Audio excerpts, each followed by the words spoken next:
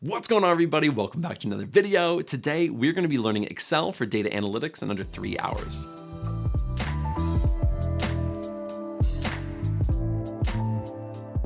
Now, Excel is just one of those skills that everybody expects you to know. And so you just don't want to know the very basics. You kind of want to go in depth and really understand it well. And so that's what we're going to be doing in this lesson. We're going to be really diving in. We're going to be taking a look at so many different things. So we'll be starting out with some of the more simple things and working to more advanced things, but we'll be looking at conditional formatting, pivot tables, lookups, data visualization, data cleaning, and more. So without further ado, let's jump onto my screen and get started. All right, so let's jump right into it. On this home tab right here, if we go all the way over to the right, there is conditional formatting, and the description that it gives us is easily spot trends and patterns in your data using bars, colors, and icons to visually highlight important values. And that is exactly how I would have defined it. Really good job, Microsoft. Exactly how I would have done it.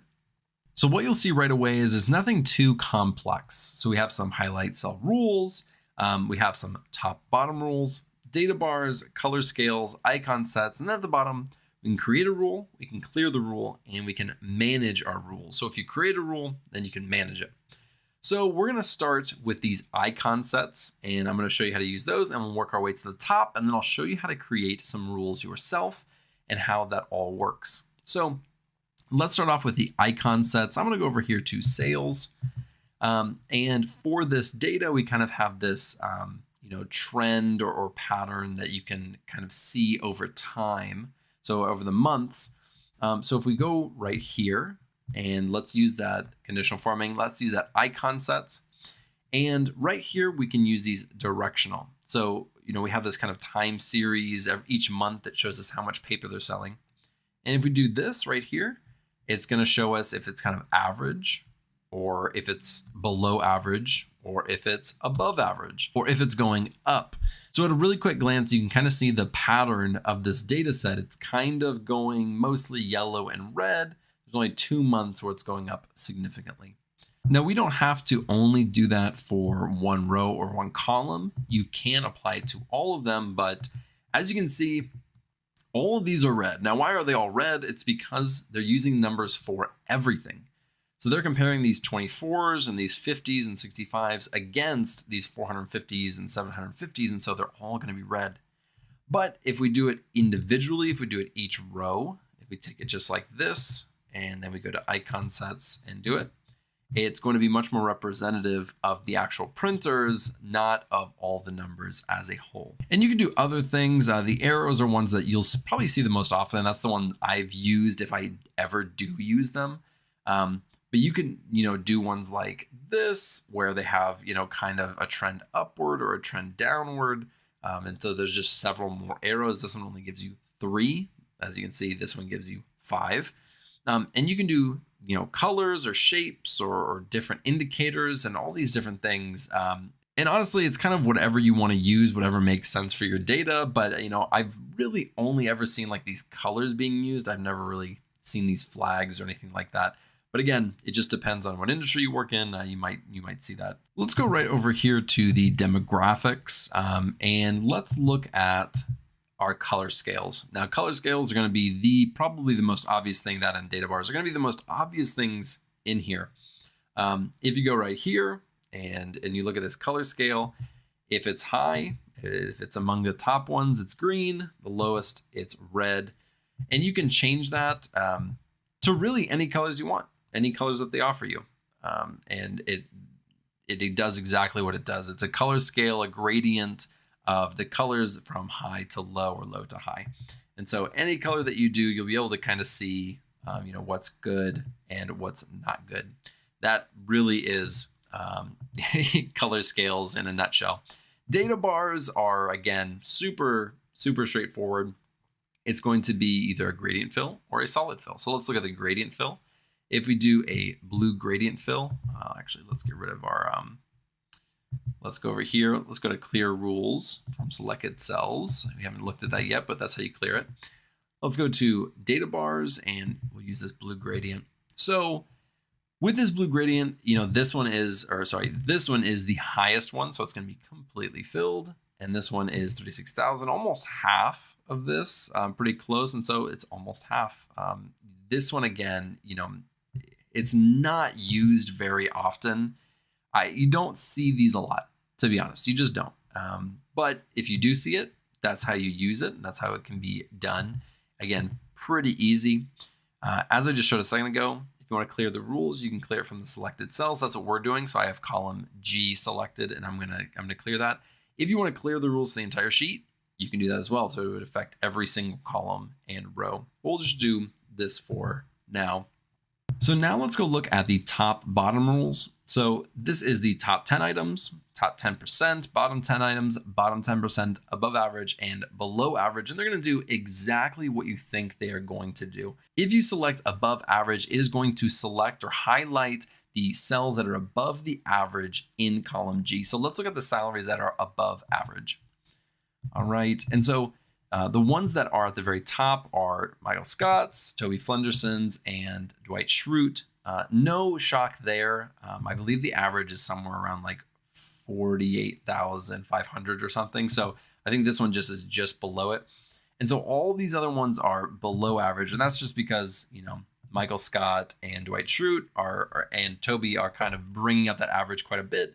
So everyone else is going to fall beneath that. And so at a super quick glance, you're able to just highlight the cells and you're able to see who is above average. And, you can do this in a lot of different ways in Excel, but this is just a really simple, fast way to do that. Let's get rid of that real quick. And let's go back up here. And now we can, let's go to top bottom rules. And now we can see the below average, and it's going to highlight all the other ones. And so it works exactly how you think it is going to work. And this is the default way that it highlights these cells. So it highlights them this kind of see-through red, and then it highlights the actual text or the characters in there red as well. Now, I'm not going to go through and show you every single one of these top bottom rules. I think they're pretty self-explanatory. I just kind of wanted to show you what happens when you do use one of them. It's going to highlight that cell. So let's go up here to the highlight cells rules. And honestly, these are the ones that I use by far the most.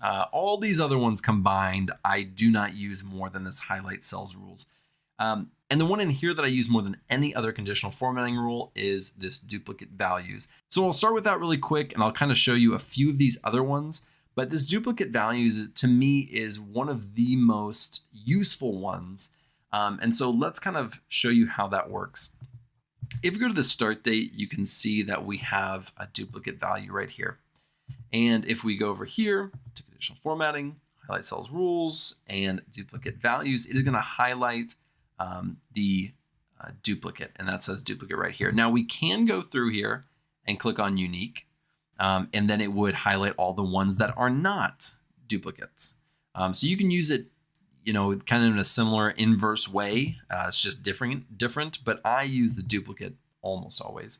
Another thing that you can do is go over here and you can change the color, or you can even do a custom, which I almost never do that. It's not something I spend a lot of time doing. I typically just stick with this one. So you can do that, and it's going to highlight, something that has a duplicate value in there. Now, why do I use this so much? Well, I work with a lot of different types of data sets, but one thing that you'll find in almost all of them is they have some type of ID, and they're going to have some type of personal information, whether that's a social security number or an address or, or a cell phone number or something like that.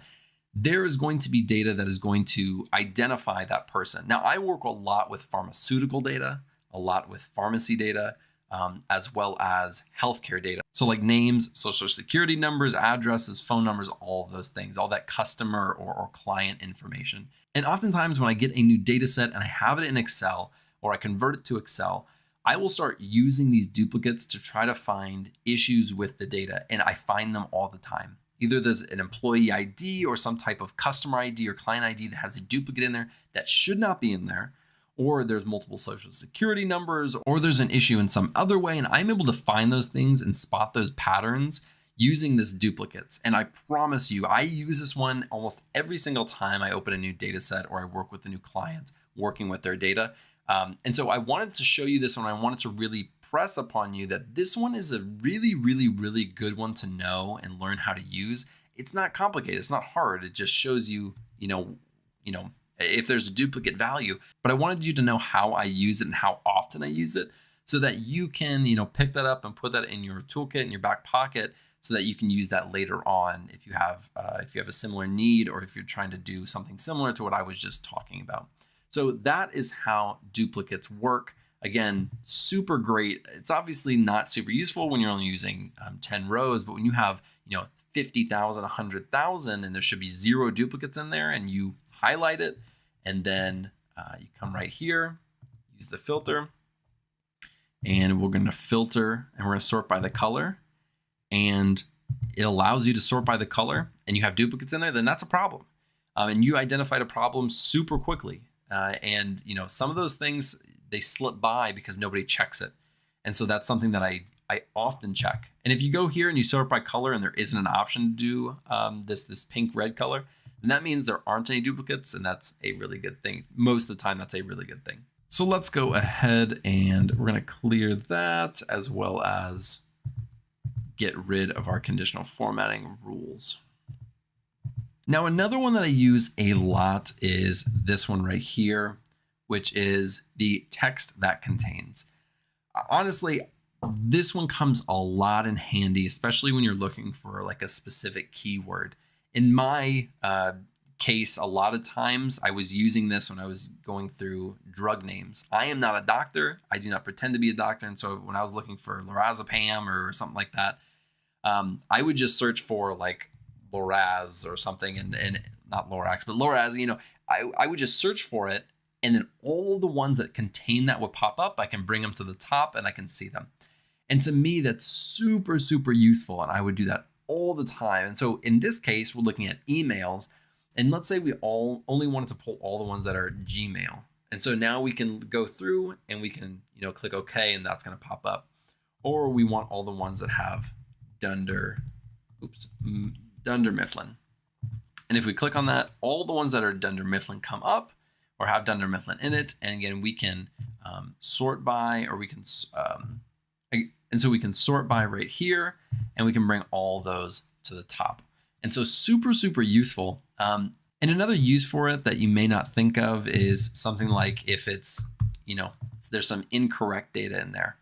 This happens often with phone numbers, addresses, start dates, or dates in general, date formats, where you can go in here and you can say text that contains, and if you put in a dash and it has it in there, then that is wrong.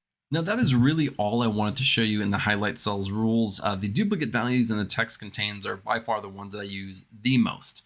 All the other ones I have used, these ones not so much, but in these highlight cells rules, I use these two all the time. Sometimes I use this between. I don't really use these other ones as much, although I have used them. And so if you got nothing else from this video, I just wanted you to know that these two are super useful. And if you haven't used them before, to maybe try them out and see how you can apply them to your own data sets. Now, we've looked at all of these preset ones in conditional formatting, but you can also do a new rule. And so if we click on new rule right here, and we go down to use a formula to determine which cells to format, we can add our own formula in here that will then highlight exactly what we want.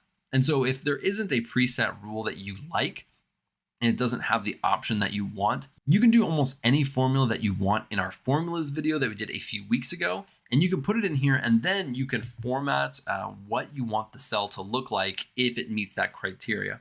So let's take this right over here. And before we start this formula, I just want you to note that, I have H11 highlighted. That's going to come into play in just a little bit, but I wanted you to be aware that H11 is the cell that we're highlighted. So what we're going to do is we are going to create our formula. Now, if you've never created a formula, I highly recommend watching my formulas tutorial, because that is going to show you how to do this. But all we're going to do is we're going to do equals. That's how you start how you actually create a formula. And we're going to give it this range right here. And so it's going to take everything from G2 to G10. Now, these dollar signs are super important. If you don't know how to use them, or you don't know what they do, you're going to mess up this formula a lot. And so what this dollar sign basically does is it's basically hard coding it in there. it is only going to look at G2 and is only going to look at G10 or through G10 because of that colon. And this can come into play because if you have something selected like the H11, it's going to mess it up because now if you have H11 selected like we do, you'll see this in a second, it's not going to be applied to this. And again, I'll show you that in just a minute, but we don't want this hard-coded in there, okay? But we do have to select the proper range in a second. So we're gonna get rid of this. We're gonna get rid of the dollar signs because we want it to be pretty fluid and be able to be applied basically anywhere we want. Let's go into this formula. If it meets our criteria, let's give it a border, and we'll give it some color. We're gonna say if this is greater than 50,000. So let's hit OK, and nothing happened. So let's go back and see why. So if we go to our manage rules, you can see that it still has the G2 to G10 is greater than 50,000, but it only is being applied to this H11 cell, which really makes no sense. So if we had wanted to get it done the first time, we would need to have basically selected that G2 to G10 right away. But we can do that now. So let's get rid of this. And we're going to say G2 to G10. And that is hard-coded in there. That should be fine still, but let's see what it does. And so now every single thing is highlighted. And why is that? That's because when we changed it, it also changed the format of it because we changed the cell that we were looking at. So we need to come back here.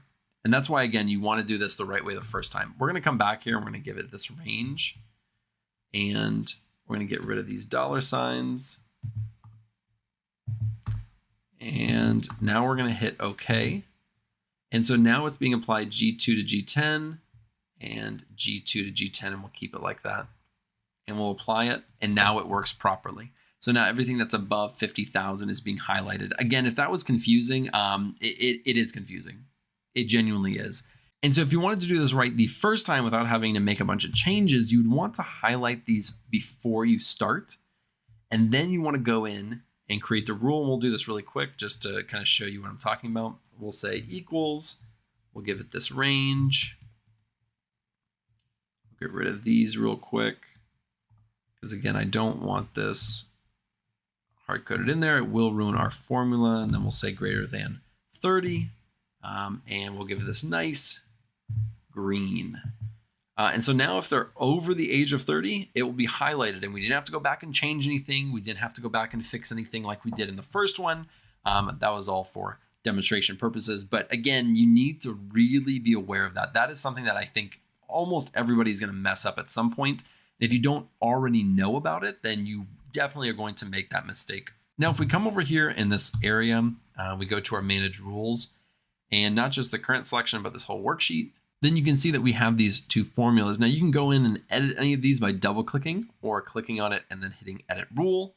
You can also delete these rules or duplicate these rules. I just wanted to show you what you are able to do with them.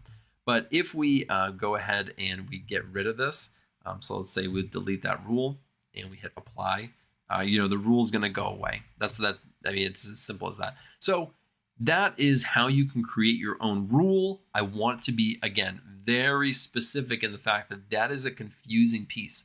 And if you mess that up, you're going to be, fixing a bunch of different stuff and not understanding why your rule is not working properly. It's just because it's confusing. Those dollar signs are really important to watch out for. And that is all there is to it with conditional formatting. Again, conditional formatting is, it's not anything super confusing. We've looked at more complicated things, but it's a really, really useful tool to use to look at these patterns and trends super quickly and to find these outliers or these specific values that you're looking for very quickly. And if you're looking at just thousands and tens of thousands or hundreds of thousands of rows, this is one of the fastest ways to find these things without having to kind of wait and filter and use these filters right here. Because again, this can just take forever.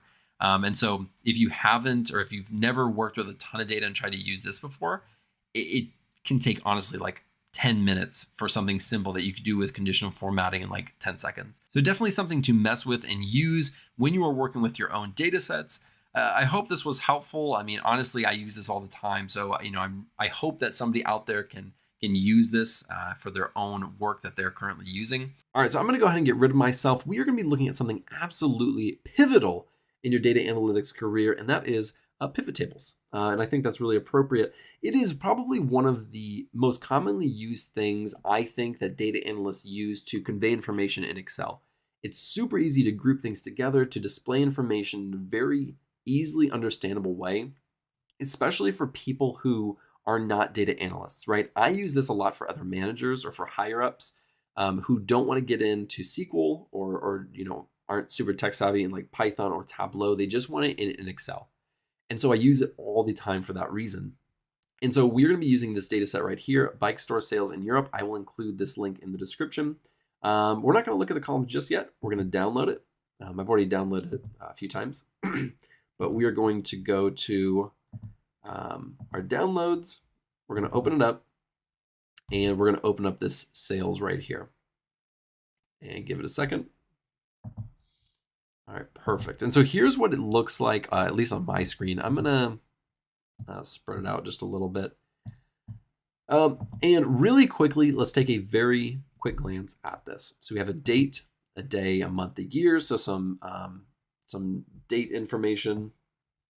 Then we have some customer age information. So how old was the customer? Again, this is bike sales. So what did they buy? And then we have some demographic information. So this is their age group.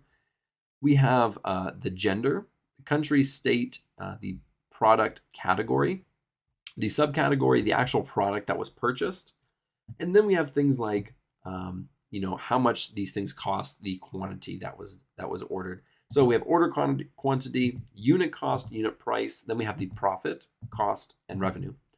All things that almost everything in here, we can in some way put into a pivot table. Now, I'm not going to go through every single variation of that, but we are going to be looking at a lot of this revenue over here, because I think it's pretty easy to show the value of a pivot table especially with currency or money. So what we're going to do to get started is we're going to go up to Insert, and we're going to click on Insert, and then we are going to click on Pivot Table. Now, really quick, there is a recommended pivot tables. And if you click on that, what will come up is some recommendations that Excel gives based on the data that you have.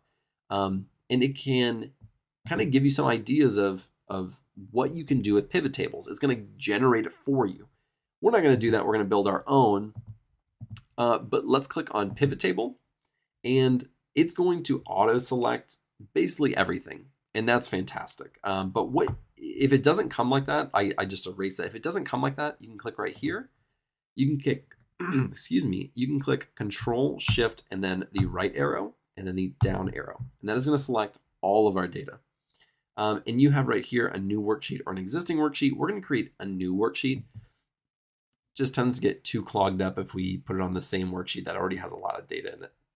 So right over here are pivot table fields, and these are all of our columns that we just looked at. And we're going to be able to select those and kind of drag and drop. Now, if you just took the Tableau tutorial series that I just finished doing last week, then this is going to be pretty familiar. You're going to start seeing a little bit of hopefully some patterns about how the data is kind of displayed. And so we have our filters down here. We have columns, rows, values. All of these things we will be using. I'll show you how to use today, as well as some additional things. One thing that we want to start with for this demonstration is we're going to be looking at kind of these bottom ones right here, profit, cost, and revenue. And we're going to be doing that per country and state, and we'll kind of do some drill downs, and I'll show you how those work. So just to start out, we're going to take the country right here, and you'll see it populate right over here. In fact, let me zoom in maybe once. Yeah, that should be fine. I don't know if I might zoom in again in just a little bit. So we have our country, and it's just like this. Very, very simple. Oops. Now I'm going to include the state. Now I'm going to drag this all the way, and I'm going to put it under. You can put it above or you can put it below. I'm going to put it below. It definitely makes the most sense there. Now, when you do that, it kind of populates it in an expanded way, but you can collapse this very easily. We're going to go right here. We're going to right click. We're going to go down to expand and collapse, and we're going to collapse the entire field. And so now here are all of our countries as they were before, but now each of them has this plus sign to the left. And if you click on it, now we can go and we see this state that we added to these rows. And what this is going to do is it kind of is like a roll up, or it's like a grouping. And so if you have taken the SQL tutorial series and you've done things with group by, this is very similar to that. And if you've done the Tableau tutorial series, it's kind of like a drill down. It's very, very similar. So you can drill into the information. So we can put some values in here, and what that's going to do is that's going to kind of create some context to what we're grouping by. So just for visual purposes, let's add this revenue. So this is the revenue that is bike sales revenue, right? That's what we're looking at. So this is the sum of the revenue for these bike sales per country. Now, if we drop down right here, we can see that in Australia, New South Wales had $9,203,495. Queensland had $5 million, et cetera, et cetera. So now we can break it down. We don't just have to look at Australia. We can now drill down even further to the actual state, is what they're calling it, the actual state within Australia. And so it's super, super useful, and you can do that for every single one. And so we can look at Canada, we can look at France, and we can really drill down into the revenue for each of these countries as well as the states within them. Now over here, this is not the most pretty. It just says sum of revenue, and then it has some numbers. Not the most pretty thing I've ever seen. Really quick, we can go kind of highlight over these, and we can go back to home. You can do it in a couple different ways. We can go to home, and we'll type currency. Now it has these 2.00s at the end. You can get rid of those really easily by going like that. Already this looks quite a bit better just visually, especially if you're looking at it in dollars. You can change the currency to different currencies if you want to do that. Now we don't just have to do the sum of revenue. We can do a lot of different things. So let's go to the value field settings. So we can customize this name. So we can do revenue. Oops, be good if I could spell revenue per country. That's fine. That it's just a placeholder to try to show you. But we don't have to just do that. We could do the count, the average, the max, the min. We can do just about anything we want. But let's keep it the sum right now. And if we want to, we can show this value as different things. So percentage, the percentage of column total, percentage of row total. Let's do really quick, just for demonstration purposes, the percentage of grand total. So when we do that, we can see that the United States, the per revenue per country, United States has 32% just between these, these countries, and Australia has the next one. So, it might be kind of hard to glance at this really quickly to know who has the highest. But what we can do is we can go right here and we can go to sort, and we can do largest to smallest. And there we have the United States on top. Now, when you do it right here, it's not sorted largest to smallest. You'd have to go in again, click sort, and do largest to smallest. And so now we can see that California has the biggest percentage. They're pulling in 20% of that 32% of revenue. So I'm just going to click Control Z a few times and get us back to where we just were. And what I want to do is I want to show you a few different things pretty quickly. So we want to pull in this profit and this cost.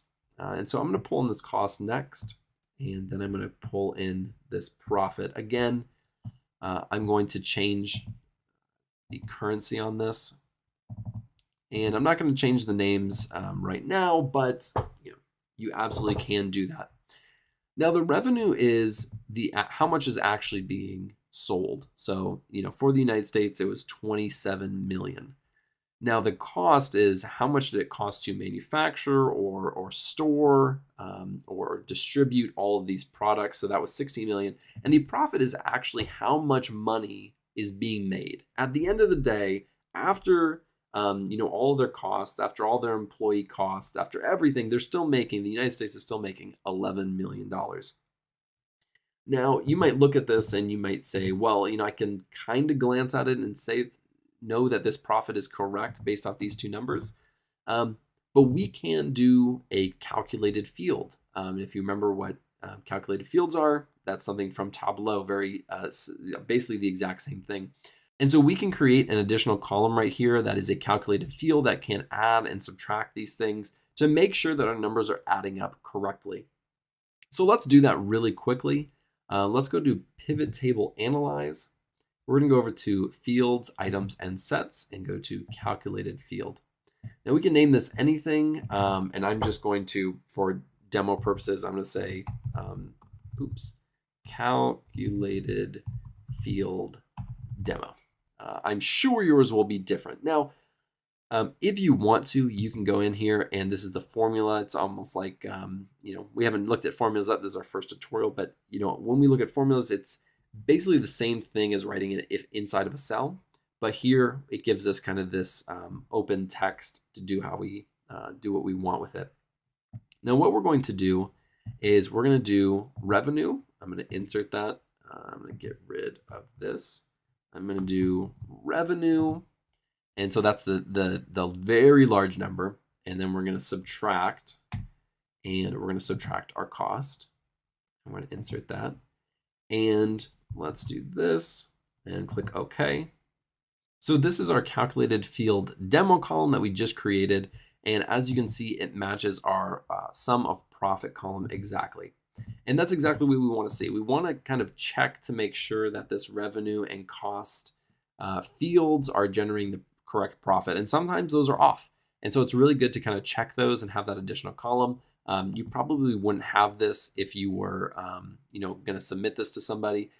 Just so you know, now that this is an actual column, you can't go here and do something like cut and paste it over here. That's not, it won't let you do that. What it is now an actual column. And so we can go and remove that, and we can add it back at any moment. So if we want to go back and add that, add that down here, we can do that because we've created that column. It's now permanently there unless we go and delete all of that data. And so we can just click this check mark and it will get rid of it for us. All right, now the last thing that we have not used down here is the filters. Now, the filters is exactly what it sounds like. It's going to allow you to filter on certain things, but probably not things that you already have included in your pivot table. So if you add something like the country down here, it's going to kind of expand everything. And then if you then go and filter on it, it kind of breaks it down. That's really not what the filter is kind of used for or meant for. For example, right up here, we have customer gender. Okay, so let's take the customer gender and we'll put it in this filters. Now we can see all of the revenue, all of the cost, all the profit, and we can do that based off of the gender. So we can filter by a gender, not really having to change anything about our pivot table. And so at a super quick glance, we can see that the males are, the profit from the males is 16.487 million, and the profit from the females is 15.733 million. So at a super basic level, at a really quick glance, we can see that the men or the males are, spending a little bit more than the females by about $700,000. Now let's go ahead and create one more pivot table. We are going to create a pivot table right over here. Let's go back to the sales right here. Again, Control Shift right down. It's going to select all of our data, and we're going to click OK. So one thing that we're going to look at is we're going to use some of this date information right here. So let's select our country just like we did before. And what we want to do is see, what year were we performing our best? When were we doing our absolute best with, let me go back, with our sales. So I'm going to select the year and put that in our columns. And so Now we have 2011 through 2016, and we want to look at our revenue.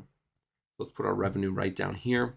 And now we have all of our revenue. Now let's, again, make this into a currency, just like that. And super quickly, now we can get a really quick glance at how Australia was doing each year. And we can see that there was a huge uptick in 2013 and a huge uptick in 2015. That didn't happen for every single country. It did go up for most countries, very slightly for some. But we can see on a large scale from year to year what that's like. And so within just a few minutes, we're able to create some really useful pivot tables that anybody could look at and understand. And that's really the biggest use of these pivot tables, is that you can kind of group these things together, show some information and data at kind of a broad, larger scale, and make it to where anybody who's looking at it can understand it. That is why pivot tables are so useful. And so I hope that this video was helpful. I hope that I was able to walk through it and help you better understand how pivot tables work and how you can use them when you are working within Excel. All right, so let's jump right into it. Right here, we have the Dunder Mifflin sales report.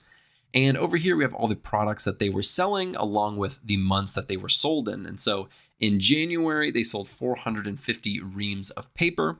Down here, we have the total items per month. And so in January, they sold 898 units of products or things that they sold.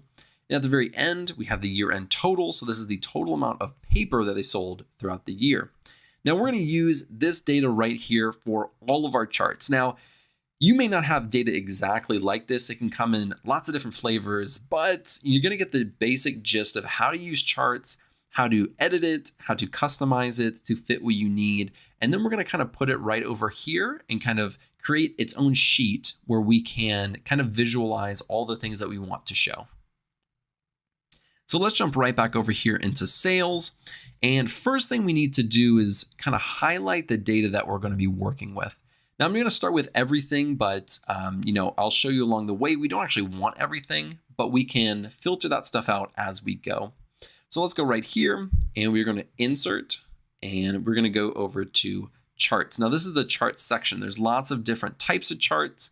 But the first thing that we're going to be looking at is right here. This is a 2D column or kind of like a bar chart. And we're just going to click right here and we're going to pull this down. So now that we have this down here, there are a few things that I want to show you before we actually really get into it. And I kind of want to show you the options that you have. So if you go up here, we have different chart styles. And so if I hover over them, you can see that each one kind of looks a little bit different. And it really doesn't matter. It doesn't really change the data in any way, just how you visualize it. And so if that is important, if that is something that you want to stick with a certain theme or a certain look, then go for that. The other thing that's really nice to have over here is this switch row and column. So right down here, you can see this purple and you can see this red. Those are our rows and columns, and we can switch that right here. So if we go like this, now instead of the months being right here, the months are the colors and the actual product is right here. Let's click it again and it'll go back. And so now we have this kind of time series. Now we have January through the end of your total. Now, this one is one that I think is super helpful. You can do it down here as well if you go to this filter. But both of these are super helpful because you sometimes just want to select all the data and then kind of get in there and mess with it. Something that we want to get rid of is this total items per month. So we want to remove that. And then we also want to remove this year-end total because both of those are kind of the end result. They're not the actual data per month or per product. So we're going to get rid of those and we're going to apply that. And as you can see, just right off the bat, our data has changed dramatically. And that's because we aren't including these large numbers that were kind of throwing off the visualization for us. So this one right here, as is already pretty good. What we can do right here is we can change this and we're just going to say products sold per month. Now, what we can do if we want to move it to another sheet is we can actually move the chart and we can select where we want to move it. We can move it to chart sheet and we can do that. Or something that I do almost 99% of the times, I just copy and I come over here and I'm going to paste it. And so now we have this, this chart right over here as well as back here. And so I typically tend to do that because now we can still go over here and change this one as much as we want. So if we want to go in here, we can alter this one and it won't affect the other one. So we just have basically 2 copies. So we're going to keep this one right here. This is going to be our first visualization. And as I said, it's fairly straightforward. If you've ever done any types of charts or graphs before, right here, it's January, February, March, April, May. And if you hover over these, you can see that that's the paper. And if we just glance, the paper is their biggest product by far. And so that blue, which is their paper, is going to be the biggest every single month. So that makes perfect sense. Now, what if we want to change up the kind? So what if we want to change up the kind of visualization that it offers us? Well, we have a lot of different options. Let's go right over here to change chart type. Now, this is going to offer you just about everything you could possibly imagine or want, and even things that you absolutely would never, ever want ever. And so I'm going to show you some of the good ones, and I'm going to show you some just absolutely insane ones that Excel came up with, which I could not imagine a scenario that these are ever used. But within these columns, you can do, they're called cluster columns, these stacked columns. So it would look just like this. Those are often used as well. And then we have ones that they're just not used often. Let's take a look at this one right here. I mean, it's tough. It's tough to look at, but let's put it right here. This is basically the same thing that we just had, except visualized in a different, we'll call it more unique way. And let's, for the sake of it, let's put it over here. These 2 things show the same information. They show the same data, just one is shown well and one is not shown well. I'm not a fan of these 3D type of visualizations. I just don't like them, but maybe you do, and you want to use that. That's fantastic. Let's go back. Something else that you probably use a lot are things like these line graphs. Okay, so these are line graphs, and they're different types. So there are these stacked, 100% stacked lines with markers, different flavors for this type of line graph. And so you can go in here and take a look.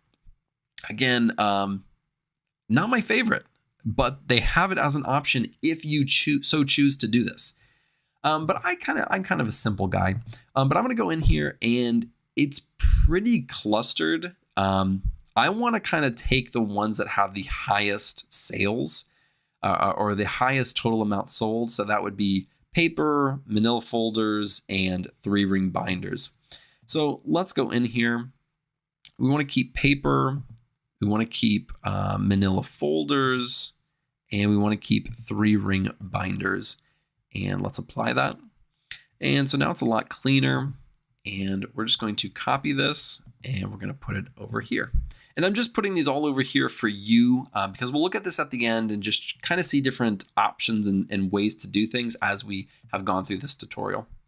So let's go back here. Now, something else that we haven't looked at is the actual colors and color schemes that you can do. So let's go right here to these chart styles and we can go to color. Now, color is something that probably is quite overlooked in actual charts and graphs. Some terrible colors like this or this, where they're really close together, especially when you have a lot of them. For example, let's just pretend we put all of them back really quickly. It is near impossible to distinguish these colors. We wouldn't want that. Let's go back to this color. You know, when you have it like in some of these colors, at least, it at least distinguishes them. So you can kind of see what you're working with.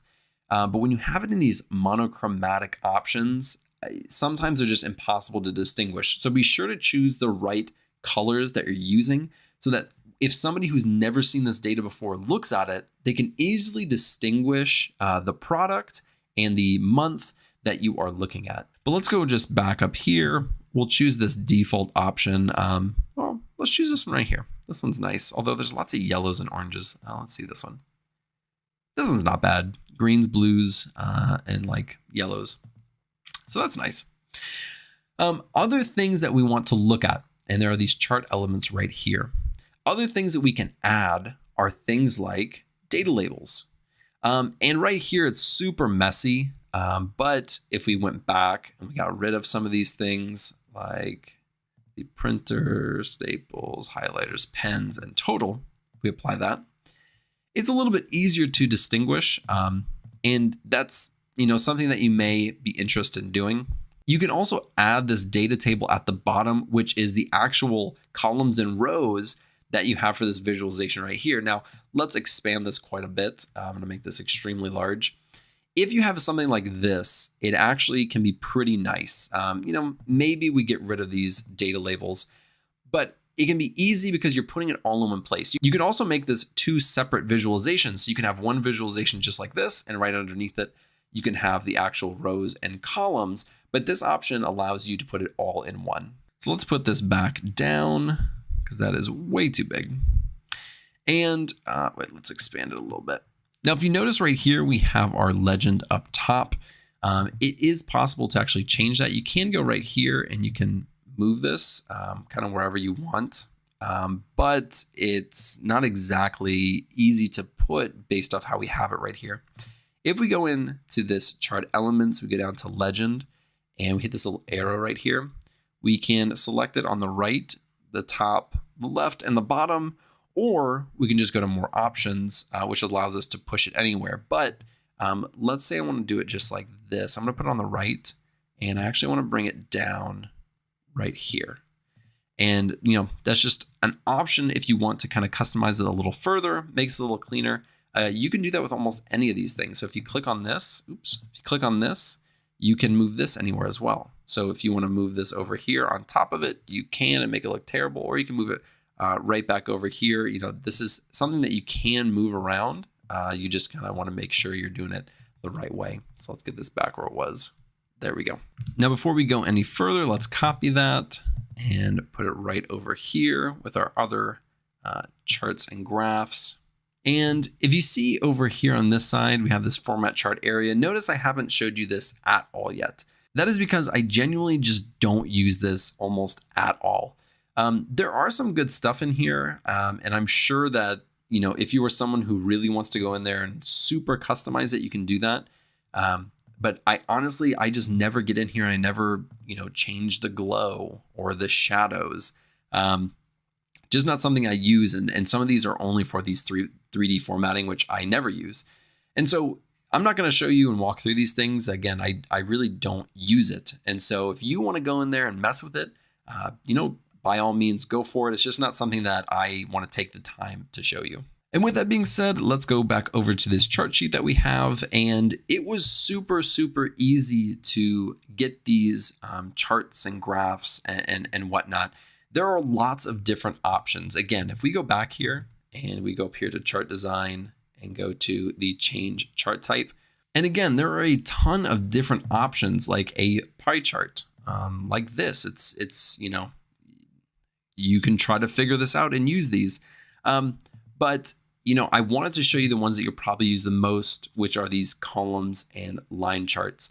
And they all kind of are similar in their own way. This bar chart is basically, this column chart just on its side. And so they all have their different flavor. They all have their different way of visualizing the data. But in essence, they're using the data in a similar way to visualize it and represent the data itself, especially things like these box and whisker plots or these waterfall charts. These are things that usually require specific data to kind of use. And so I'm just using data that you'll probably see the most of, like this sales data. So I hope that this has given you a pretty good, quick understanding of how to use these, how to customize them, how to copy and paste them over to a different sheet to create some type of little chart and visualization sheet that you can use to show your employers and visualize the data that you are working with. All right, now before we start, I want to say that this is not like every other tutorial that I have created. This one is very streamlined, okay? So I already know exactly what I'm going to do. There's not going to be much messing around. I've left little notes here and there. And I'm going to try to get through it because there's a lot of them to get through. So all these ones at the bottom. Now, these are ones that I use a lot that I think are useful. Again, if you know other ones that you use a lot that think that I should be using, which I know there are ones that I left out of here, put it in the comments. I'll see the ones that people are liking, and I will create more videos on these because I know there are so many. I also will save this Excel on the GitHub, so you can go and download it. It'll be exactly what you're looking at right now. I highly recommend trying these formulas out for yourself so you can get a feel for how they work and how they're actually used, and you can mess around with it yourself. So as you can see at the bottom, we're going to start with max min, and then we're going to go on to some more, I think, a little bit more difficult things. And all of these things are super useful. I'll try to talk about how you can actually use it as we go through it. Some are super self-explanatory, but some may not be. So this one I think is super self-explanatory, but again, one that you're going to use all the time. And so what we can do is we can say equal, and that's how you kind of start off saying this is going to be a formula. In this cell, equal means I am now creating a formula. And we're going to say MAX, and I'll hit tab, and so it'll kind of populate it. And right here, if you've never seen a formula before, it'll kind of give you what the inputs need to be. So it's going to say max of number 1, number 2, et cetera, et cetera. What we're going to do is we're going to give a range. So we're going to go from here down to here. You don't have to close the parentheses, but you can. I'm going to, and then you hit enter. And so for this date, it's going to give us the max date. Now these are the start dates for these people right here. And so if we just kind of glance through here, we can see that 2013 was the last year, and this one is actually the latest in that year. And so it gave us the correct one. The min is going to do the exact opposite. It's going to give us the smallest. And so we'll give it the same range. We'll close the parentheses, and it's going to say December 7th of 1995. And we can see that that is correct. So Michael Scott started in 1995, the earliest of all the employees. And you can do the exact same thing for really any of these columns. We can see who's making the most money, or at least what the highest salary is. So we'll do max, and then we'll do the salary range. And so this one again, whoops, what'd I do? Oh, I did the wrong range, didn't I? No, I didn't do the wrong range. It's just, there it goes. This column was a date range, or a date column for whatever reason. So let me get rid of that. And then we can do equals min, and we'll do the salary. And at a quick glance, we can see that Pam Beasley is making the least, and 65,000 is Michael Scott, who's making that. So super simple. It shows the max, it shows the min. You can select a range. There you go. Let's move on to if and ifs. Now, if is, I think, pretty straightforward. So all you're going to do is you're going to say, if this, then that. Ifs is a little bit different. So ifs is you can put multiple conditions, and as we're writing it, I'll show you kind of what the conditions that need to be met. All right, so we're going to click right here. We're going to say equal. We're going to do if, hit tab, and we need a logical test. And so we're going to give it a range or something. We're going to say if it's equal, greater to, something like that. And then we're going to say if the value is true, what is going to be the output, or if the value is false, what's going to be the output. So let's do this right here. We'll do this age range. And so if they are greater than, let's say, let's do 30. If they're greater than 30, we're going to do a comma. And so if the value is true, what should be the output? If they're greater than 30, we're going to call them old. And then if it is false, so if they're younger than 30, what should it say? And we're going to say young. And we'll close the parentheses. And there you go. So if they're over 30, then they are going to have young, or if they're younger than 30, they're going to have young. Now, this is something where you would need to specify if you want 30 and over or over 30. We chose over 30. So 30 is not included in that. So they're going to be young. Now, we don't actually need two of these. That's pretty self-explanatory. The ifs is a little bit different, right? You can have multiple conditions. So let's open that up real quick. So ifs, and now we have a logical test, value if that's true, then you can do logical test 2, value if that's true. So you can have multiple things. Now, this one is a little bit different. In this one, oops, let me get out of this. In this one, you had a value of true, a value of false. Ifs does not have that. Ifs is going to give you different ranges and different specific conditions. And you can't say if this one's false. You're just going to have multiple conditions. So let's do equals and ifs tab, and we'll do our first logical test. So let's do if the salesman, or if that equals to salesman, we're going to respond with sales. So that's if the value is true. That's what we want the output to be. Now we're going to go on to our logical test 2. So you're going to see this pattern, right? If this is our conditional or logical test, so if this is true, this is what's going to be returned. So you'll notice that it's just a pretty simple pattern. We can just do random things. So if it's equal to sales, we'll just do the same one. If that is equal to, let's say HR, we can say fire immediately. And now we're going to say if it's equal to regional manager, and we're going to say give Christmas bonus. And we'll close the parentheses and let's see what we get. So as you can see, there's no default value for true or false. Like this one, there was a logical test, and if it was true, there was a value, and if it was false, there was a value. So for every single one, you'll get a value. For this one, that's not exactly going to happen. As you can see, there are these NAs. Now, when that happens, it just means nothing met that condition. So we never said anything about supplier relations. We never said anything about accountants. But if it was part of that ifs statement, then it got something. And so that is how the ifs works. Now let's move on to length. This is exactly what we're going to do, but some of the uses for this, for the length, I've used it for a lot of different things. One thing that I've used it for in the past, and max and ifs, you can use it for almost anything. Length is, there's a lot of different use cases. One, I used to work with a lot of customer data or patient data. They had like social security numbers, and if there was bad social security numbers, we didn't want to include that. And so we do like the length of that. And if a social security number was, let's say 10 numbers or 11 numbers, where it should only be 9 or however many they are, I think it's 9, then we know that that social security number is incorrect. And then we can get rid of that or discard it from our results. That's just an example, right? So for this, oops, why did I do that? I did Control Z to undo that if you didn't know how to do that. So we're going to do equals len, which is length. And again, if you didn't see that, it returns the number of characters in a text string. So let's go right here and let's go to their last name, and we'll give it a range. So it's going to tell us how many characters are in that string. So for Halpert, it's 7 characters. For Flenderson, it's 10 characters.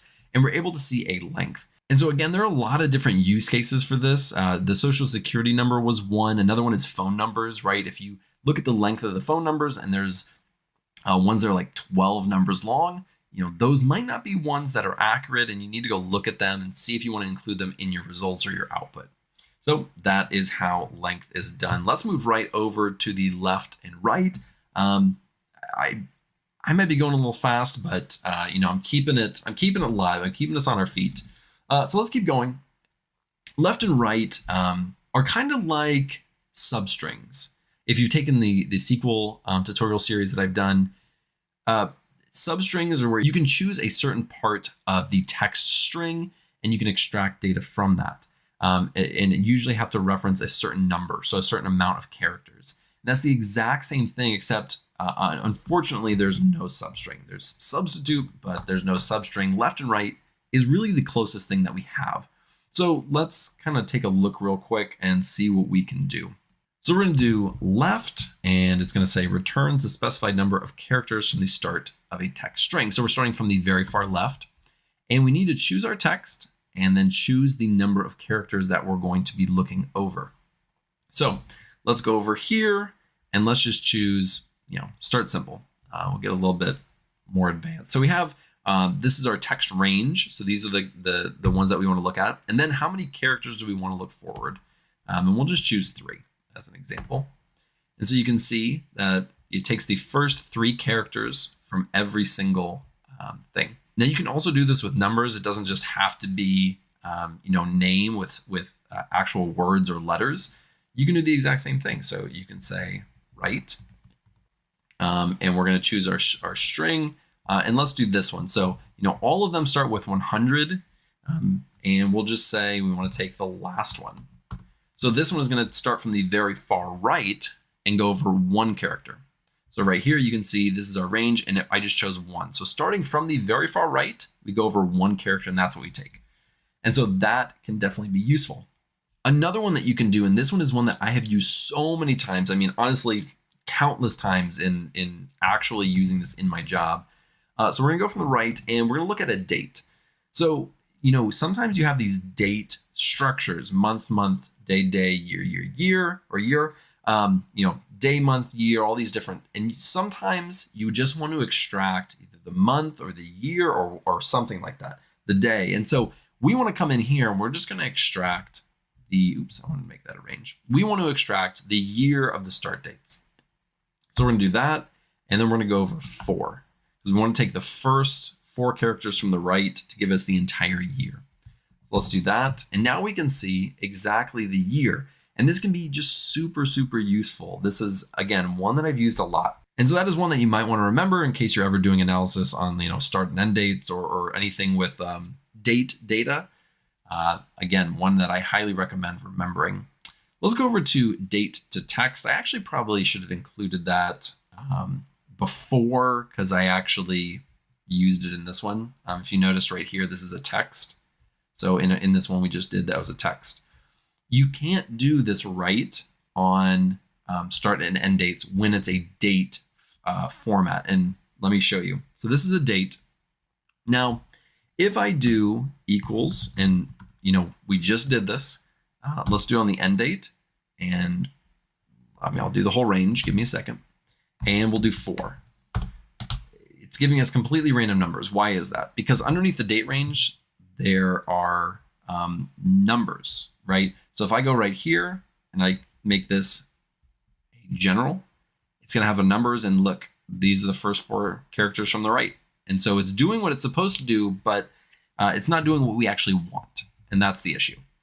So how can we convert this? Now, there are a ton of different ways, but the quickest, probably the easiest, besides actually writing it out like this, like 11-2-2001, which then converts it to a date format. But what you can do, just so you know, is you can create it as a text. You can do 11-2-2001, and now it will stay a text string. And as you can tell, these are a little bit different because this one is formatted or situated on the right, and this one's on the left. That's how you can tell the difference.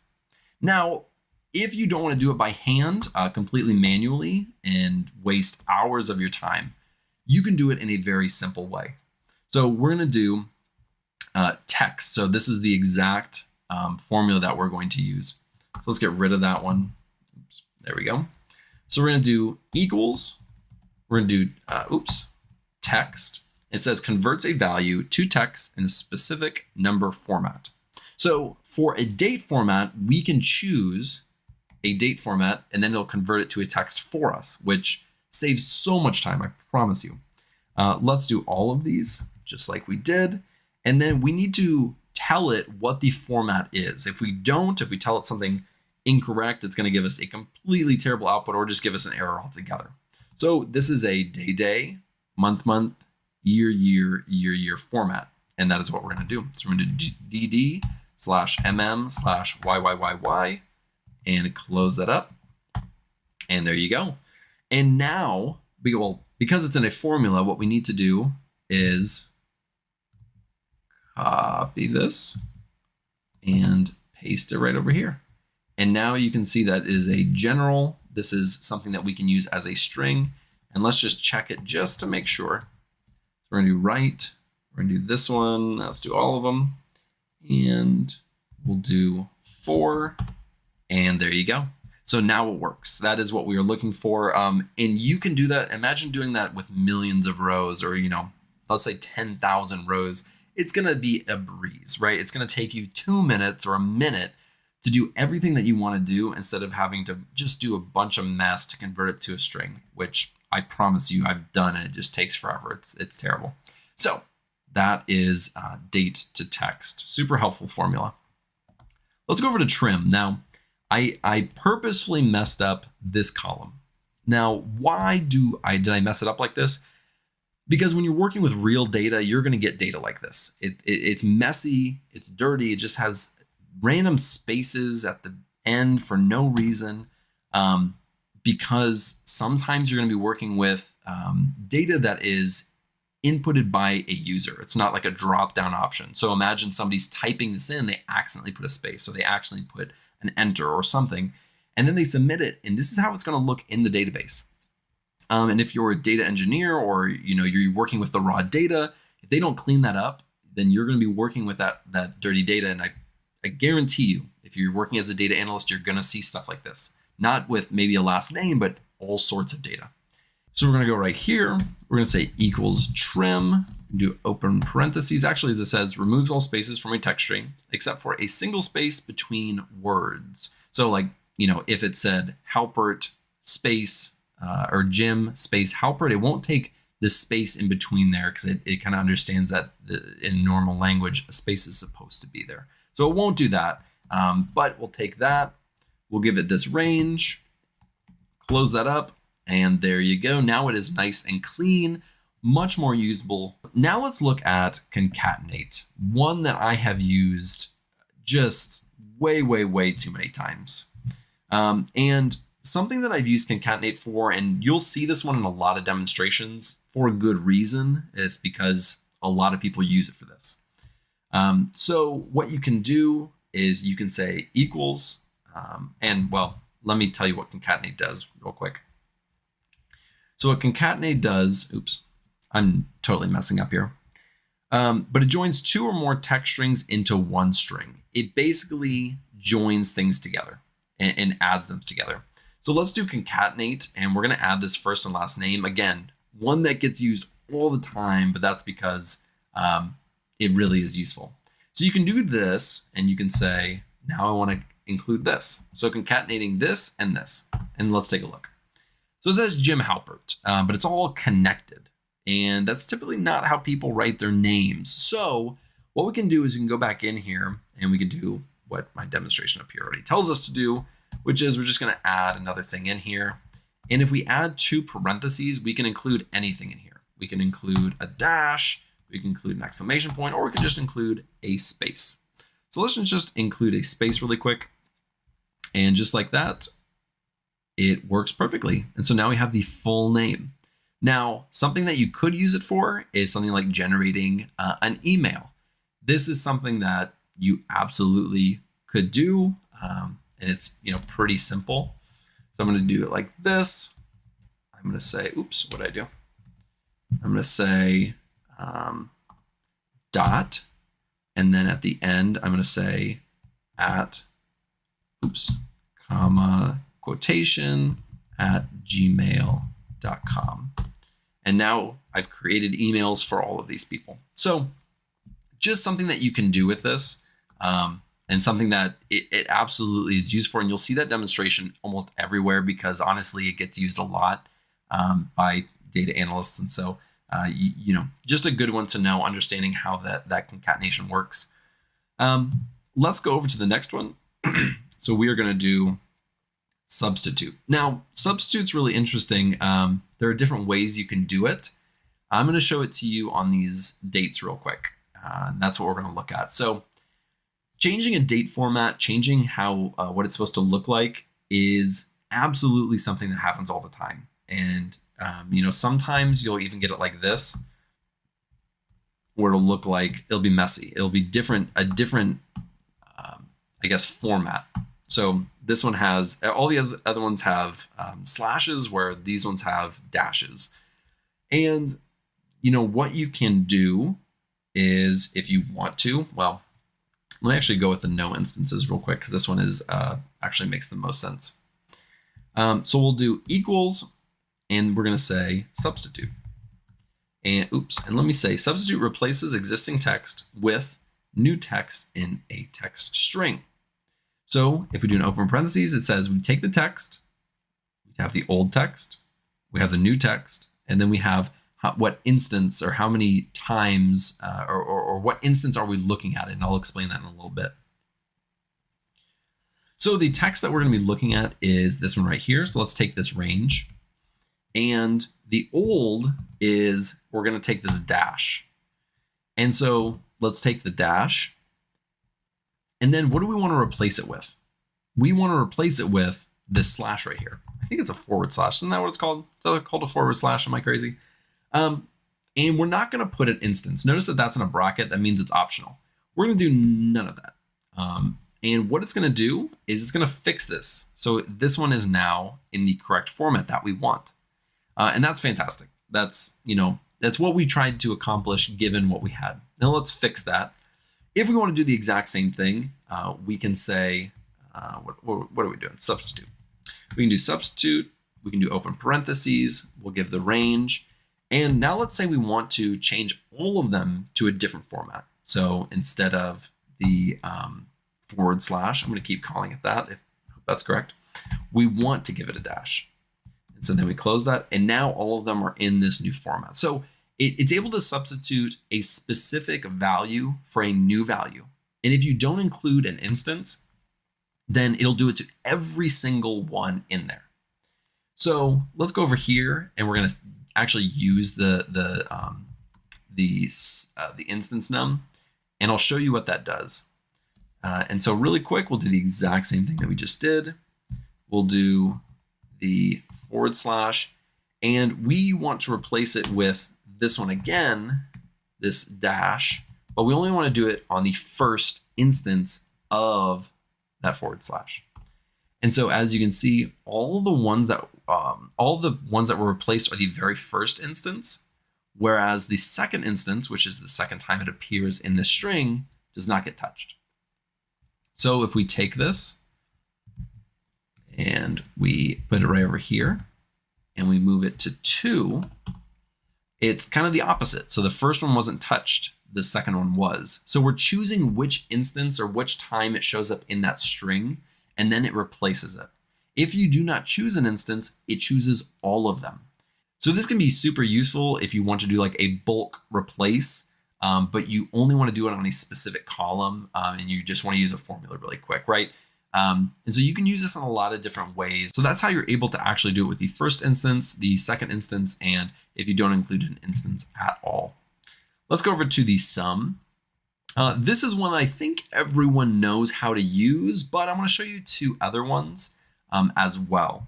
So let's go to the sum, and we're just going to do equals the sum. And I hope you know what this is. Well, not hope. If you don't know what this is, it just adds up all the numbers in a range. So we're going to add. Sum means add.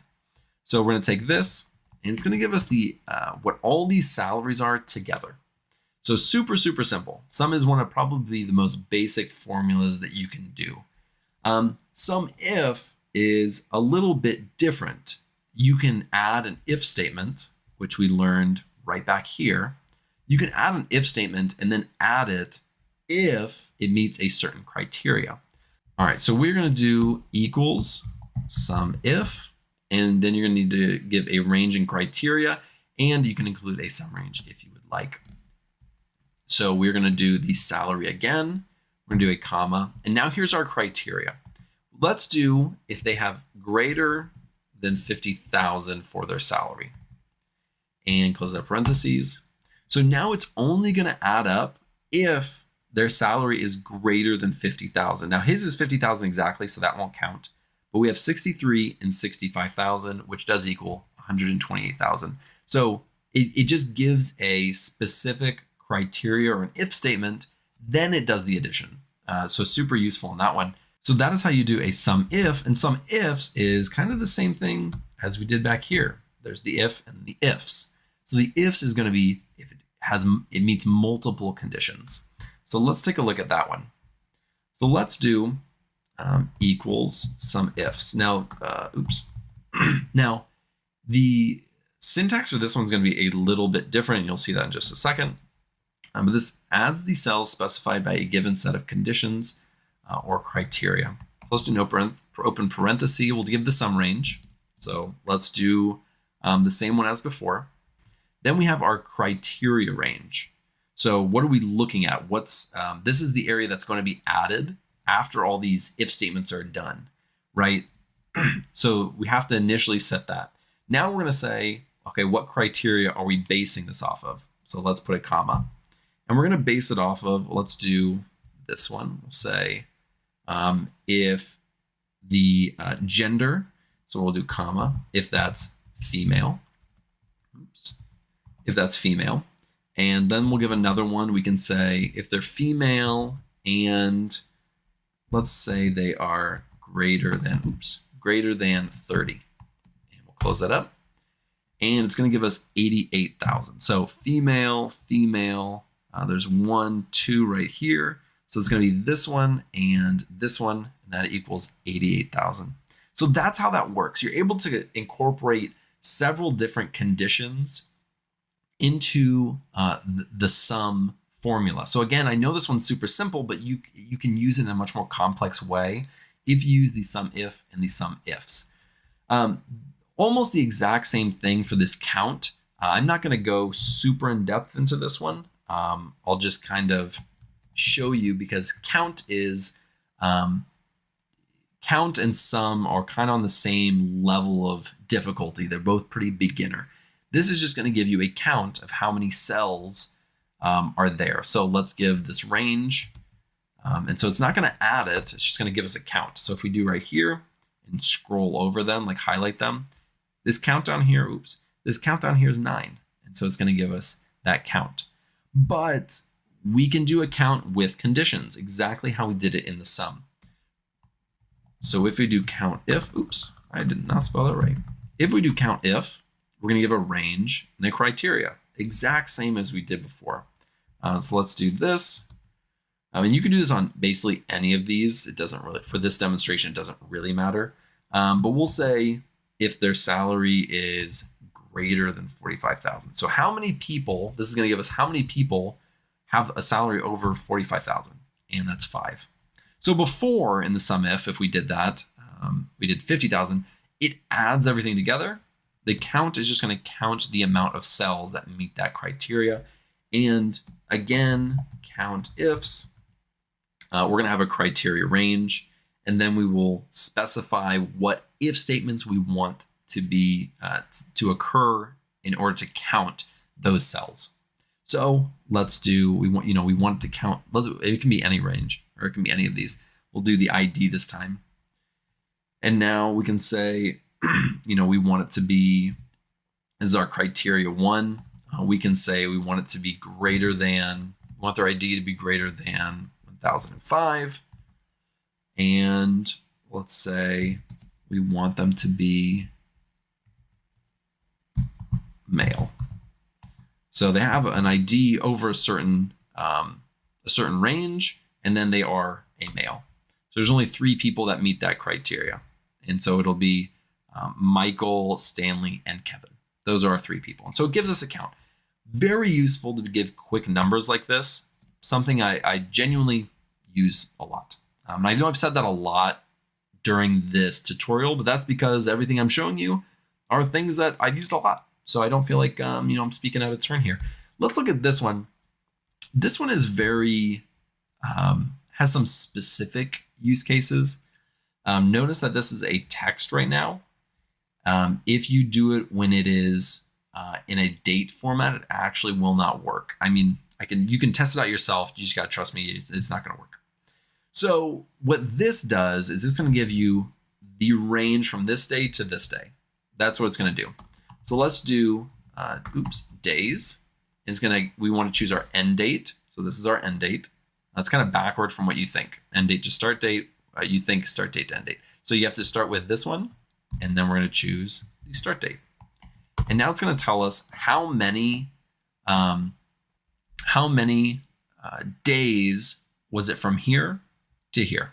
And this one, it's 5,056. So network days is extremely similar, except it takes out holidays and it takes out weekends. And you can see how many working days has this person, how many working days or network days has this person worked, not including, weekends and holidays, have they actually worked since their start date and their end date. So let's do network days, and we need our start date, our end date, and you can specify extra holidays if you'd like, but there are already standard set holidays in there that it takes out. So, if you want to do that, you can. So we're going to do the start date. Again, this one's different. This one says start date, end date. And then we're going to give the end date. And if you notice, they are going to be different numbers, dramatically lower because it's taking out weekends and holidays. So this is how many days, calendar days they've worked, and this is how many days they've actually been in the office and worked. And that is it. Again, there are so many formulas. I mean, literally hundreds of formulas that you can utilize and use and are out there for you to try out yourself. If there are specific ones that I did not cover in this video, please put it in the comments below so that I can, show you how to do these things. I will say I've probably used a majority of the ones that you're going to put in the comments already. And if I haven't used it, I'll take a look at it and see if it's really useful, and I'll show you that.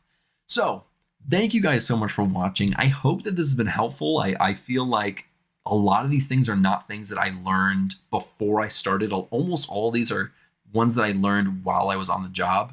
And so I'm hoping that you can get ahead of the curve and you can learn these things before you actually start, so that when you get in there, you're just like killing it with the formulas and people are like, whoa, this guy knows what he's doing in Excel. Give him all the Excel work. And then you become like, just the Excel guy. And everyone, loves you for it. So I didn't include this in the formulas video last week because I knew this was going to be a large one and a lot of people are going to want to know how to do this, what the difference between VLOOKUP and XLOOKUP is. So it has its own dedicated video to it. So let's get started. It is a formula. So we're going to come in here in this cell, we're going to hit equal, and then we're going to start typing XLOOKUP. Now I'm going to hit tab in just a second, but let's read what this says. It says searches a range or an array for a match and returns the corresponding item from a second range or array. By default, an exact match is used. So really useful to know. We'll talk a little bit more about that in just a second. Let's hit tab and it's going to complete it. And it's going to start giving us, or it's going to tell us what our input values need to be. We're going to have our lookup value. We're going to have our lookup array, our return array, and then some optional things like if not found. So if your option isn't found, what will be, the output that it gives us, a match mode and a search mode. And I'm going to show you kind of how to use every single one of these things. As you can see at the very bottom, I've kind of already set up all of the instructional content for this video. And so we'll kind of get through all these different scenarios. So let's just start really quickly with how to use it very simply with the lookup array, and return array. So we're going to come in here and we're going to give it our lookup value. Now, Toby Flenderson right over here in A3 is going to be our lookup value. So that's who we're going to be searching for. Now we're going to hit comma, and now we're going to be needing to look up or to input our lookup array. Now an array is just a range basically. So we're going to do, this is where it's going to be searching for that value. This is where it searches for A3. So here's Toby Flenderson. Here's Toby Flenderson. So it will find it in this array right here. Then we're going to hit comma. And now we need to give it the return array, what it's going to return on that row when it finds it. So we're going to return his email. Keep it really simple. So what it should do, and let's close this parenthesis, what it should do is it should take Toby Flenderson. It's going to search in this column or in this array, and then it's going to return the email when it finds Toby Flenderson. So it's on Toby Flenderson is on row 6. So it's going to find Toby Flenderson. It's going to come over here and it's going to return Toby Flenderson at dundermifflincorporate.com. That's what it should do. Let's see what it actually does. It said enter and it returns it. Now, If we drag it down like this, it'll apply it to all of these names right here. And it works exactly how it's supposed to. Again, if you have never used VLOOKUP, you don't know how good you have it. Okay, VLOOKUP was extremely useful, but just a bit complicated. And I'll talk about that near the end of the video when we compare VLOOKUP to XLOOKUP. But just know that if you're using XLOOKUP for the first time and you're just getting into using Excel, you guys have it good. Okay, so just know that. Now let's go over here to XLOOKUP multiple rows, because you can return more than one output with XLOOKUP. So let's go right in here, and we're going to basically write the exact same thing as we did before. So let's write XLOOKUP. We're going to do Toby Flenderson as our value. We're going to search here, and we're going to do something a little bit different this time. We want to include our end date and the email. So what we're going to do is we're going to start here. We're going to go down all the way to the bottom of end date, and then we're also going to include the email. And when we do that, it will, in the output, give us a row or a column for end date and a column for email. So an output for both. So let's hit enter. And now we can see that we have the end date here and the email here. Now, one of the downsides or something that I'm not a huge fan of is, well, first off, I love that you can do this. That's fantastic. But they have to be right next to each other. So you're only going to get that output exactly how it is in the columns. So if I went and did this range, I would include all of that. Let's just, for example, let's pull that down here. So let's take this and put it right here. If I did, instead of 0 or O2 to P10, if I included age to email, this whole range, and I hit enter, it's all going to be included. So, that's one of the small downsides of that functionality of when you can use multiple rows, is that it's going to use the rows exactly as they are. You can't really customize it within the formula. You can move around these columns to how you want it. So that is something to note. And again, you can pull this down and it'll be applied to all of those names. Let's go over to XLOOKUP exact match. So let's open this up. We're going to do equals XLOOKUP as we've been doing. And we're actually going to be looking at the if not found and the match mode, both, on this tab right here. So let's do what we've been doing before. We take our value that we're looking up. We take the array that we're looking, and we're going to do the email. And, as you can see, this says Toby Flender and not Toby Flenderson. So what we are going to do is we're going to hit comma. And if it's not found, you can return a value or a string that you want to return. Now, for simple purposes or for simple instructional purposes, we're going to do not found. And then we're going to close that off. So let's do this. And Toby Flenderson was not found. And so it was returned not found. If Toby Flender was actually in this full name, then it would have returned the email. And then if along the way, one of these was not part of it, then, we would have had the not found. All right, so let's go right up here. We're actually just going to copy this because I want to reuse it. And then we're going to go right here and we're going to hit a comma. Now this is our match mode option. And so we have 4 different options that we can choose from. A 0 is an exact match, and that is by default, that is what we have or what we use. Then there's a -1, and that's an exact match or next smaller item. Then there's a 1, which is an exact match or next larger item. And then there's a 2, which is a wildcard character match. Now we're going to do that, and we are going to try this out, and it's not going to work. And not just because I forgot to put a 4. It's doing it because it's searching for Beasley, but if there's not a wildcard option already put in here, it doesn't recognize it. So we need to indicate where that wildcard needs to be. So we're going to do a double apostrophe or quotation marks. We're going to put an asterisk right here and then do another one. And we're going to hit an ampersand. So we're going to have an ampersand right here. And what that's going to say is anything that comes before A4, anything that comes before Beasley is okay. Doesn't matter what it is, as long as it has Beasley at the end. that is going to be okay. So we're going to have Pam that comes before Beasley, and that's going to tell it, and it's going to say, okay, I know that anything that comes before Beasley is all right. And so when we hit enter, is now going to return the output that we are looking for. And we can include that on these as well. Now, this one is Meredith. And so Meredith is at the beginning. So we have Meredith Palmer. So we can actually take this and we're going to put this at the end, put the ampersand right here, and now it'll work. And the exact same thing for Kevin Malone right here, Kevin Malone. So it just didn't include the NE at the end. And so it's still going to work if we include that asterisk at the end. Now, I know I said we were looking at search order, but I'm actually going to kind of give you an exact match first and then search order, but it's just kind of easier to show it over here. So I'm going to do X lookup. I'm going to look up this value, do a comma. Here's the range. This is our start date that's going to be looking for. And I want to return the full name. Now, no value in here has 112,000. But what we can do is we can do comma and then a comma for the match mode and do an exact match or next larger. And I know this is in the exact match part, but it kind of refers to search order in a little bit, where it searches for the next largest value. That's what that number 1 represents, the next larger value.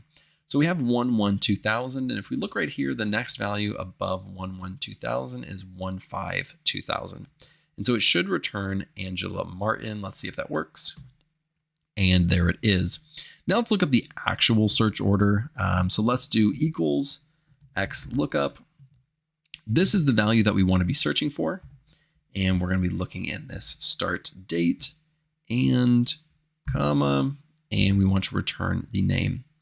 Now let's get over to search mode. Now the search mode performs a search starting at the first item. So at the very top, going down. So by default, it searches from first to last, but you can reverse that and do search from last to first, or you can do a binary search, which is where it sorts in ascending order or sorts in descending order. And that's with the actual value. And so we won't be able to show this binary search or ascending or descending because our values are the same.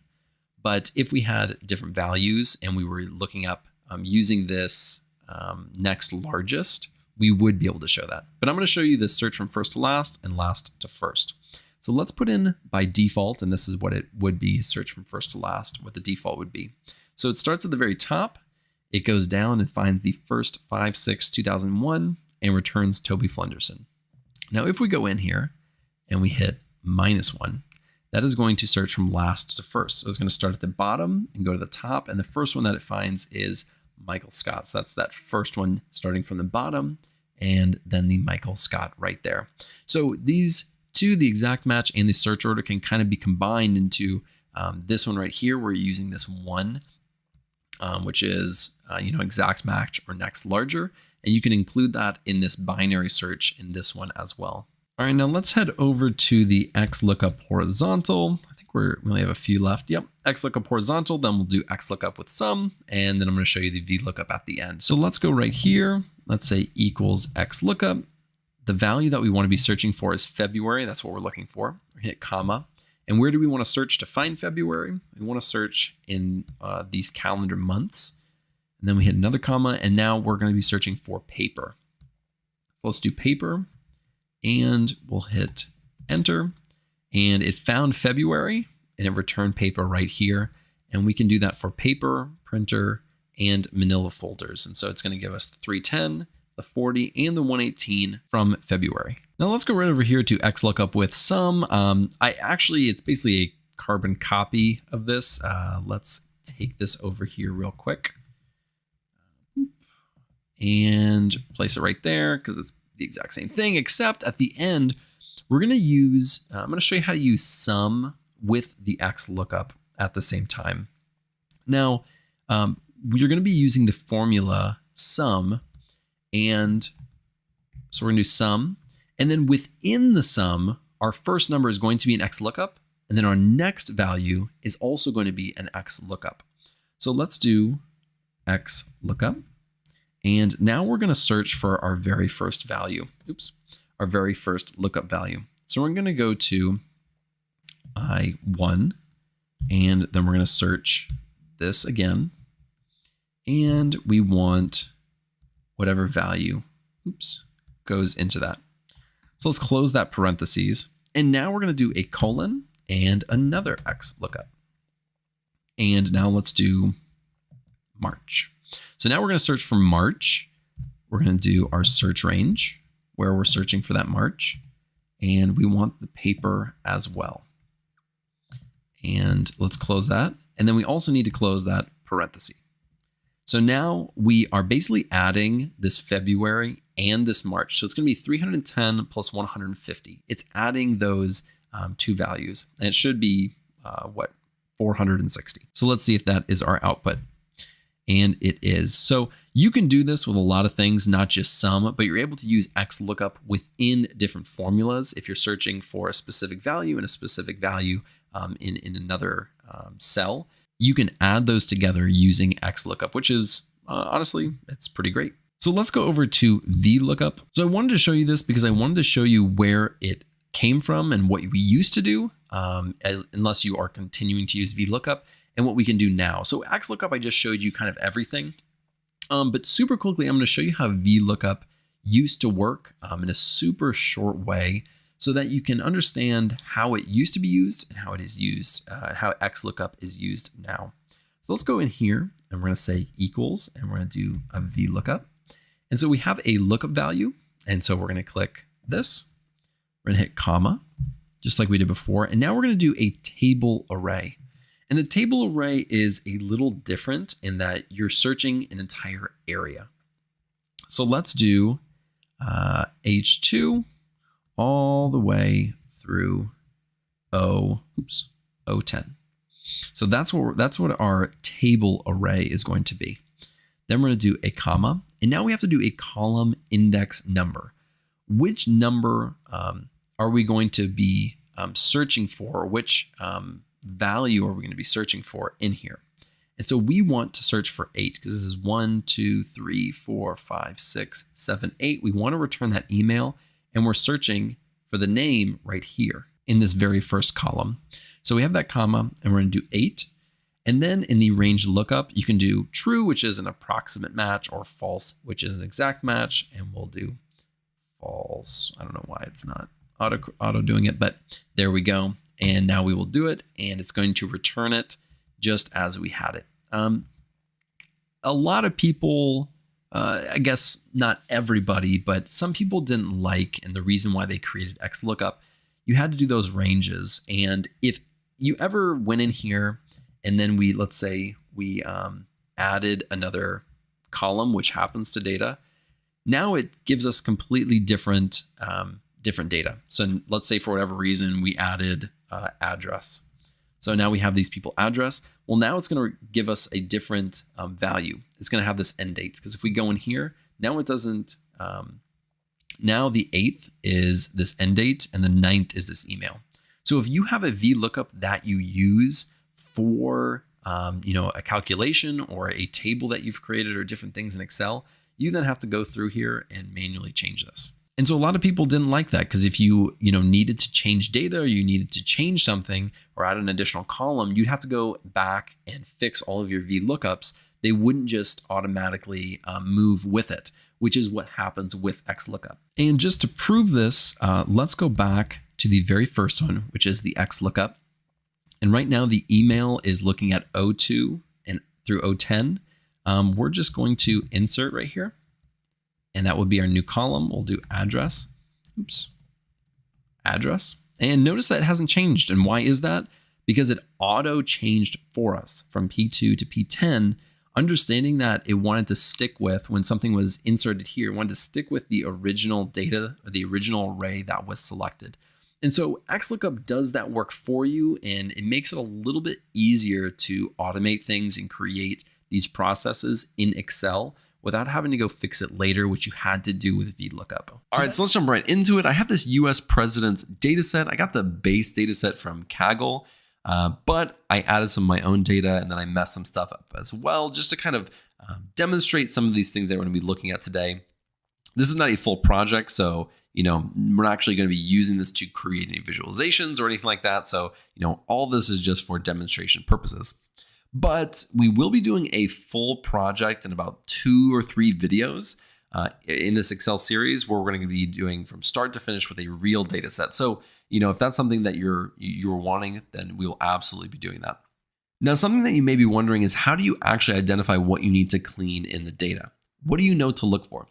Well, some of the obvious things are things like formatting and standardization. So things like, this James Monroe is in all caps. That happens all the time within real data. And so, you want to standardize that, or this all lowercase. You want to standardize that. You want that all to be the same. There's also things like right here, where we have this wig and this wig with a bunch of random stuff after it. This happens all the time where it's not completely standardized. And you may even notice, there are some spelling errors in here, and we'll kind of look through that in a little bit. And then, there are things like additional spaces where there shouldn't be spaces. There are things like currencies that you need to be aware of if you are importing this into, or going to be importing this into a SQL database. Things like currencies can be just a problem or be really unnecessary. It may actually cause more issues in the long run. So you may just want to, take that to the base value. And then dates are always an issue. Always, always, always. So always look at your dates. Make sure they're formatted correctly. Make sure they're all the same. These are the types of things that, right when I glance at this data set, these are things that I'm looking for. One other thing that is actually the first thing that we're going to start out with is you want to make sure that your data is not duplicated. Because if your data has duplicate data in it and you don't want that, it's not supposed to be there. There are some specific use cases where duplicated data is okay. You want to get rid of that. And it's very easy to do in Excel. The first thing we're going to do, we're going to go to this data tab. We're going to go right over here, and we're going to see if there's any duplicates in our data. So we're just going to go up to remove duplicates. It's going to automatically choose all of your columns to check against. So it's going to, from A all the way through I, it's going to see, is the exact same data in all these rows. And if it is, it's going to get rid of it. And so we're going to click OK. And it did find one duplicate. And I'll show you that one real quick because, it was right here. So Barack Obama was here twice. And then I'm going to hit I hit Control Z to go back. I'm going to hit Control Y to go forward. And it removed that row completely. Now, in this example, you may be able to spot that with your eye, but in a real data set where you have 10,000, 100,000 rows, there's absolutely no way you're going to see that, or very, very unlikely that you are going to see that there's duplicated data in there. So just running a quick dedupe or removing of duplicates, that is really important to make sure that you have gotten rid of those things. So that's one of the first things that I do. We're going to go into a lot of these different columns, and I'm going to kind of show you different techniques or things that I do when I look at actual data. So I'm going to come right over here. I'm going to insert. And this is what I actually do. I usually create a separate column, especially when I'm working with this, because I don't want to change this one. I don't want to go in here and say equals upper, equals proper, etc. There's a lot of different ways that you can change names, or not a lot, but the main ones that you can change names, and all of them are completely okay. So for example, I'm going to hit equal upper, upper, and I'm going to go like this and close my parentheses. So I selected this cell, I close my parentheses, I hit enter. It is complete, and I'm going to hit in the bottom right, I'm going to double click this. It's going to apply it to all of them. It is completely okay to have your data like this if you want it to be like that. If you want it to be all lower, you can do that. If you want it to be in proper case, you can do that. There are different uses for all of them. And honestly, as long as it's all the same, typically it's okay. But if, for example, if you're selling this to like a third-party company or something like that, they may have what they want for their ingestion process when they take your file in. If you send, a weekly file or a monthly file, they may want it exactly how they want it. And you can change that to what they want. But as long as it's standardized for you, it's all the same for you, that is a good thing. So now we have all of these in the proper case. That's typically what I do, or I use upper. Those are the ones I use the most. I don't usually use lower. And if you go in here and you type in lower, it changes it to all lower. I don't typically do that. And I'm going to add, I'm going to say president dash fixed. And so now all of these names, all of these different uppercase and lowercase, these are all fixed. And it just makes it so much easier to read, and you don't have different uppercase and lowercase issues. It's all the same. So I'm going to keep that right there. If we move a little bit to the right, if you look at this prior, now this prior is a mess. It has stuff all over.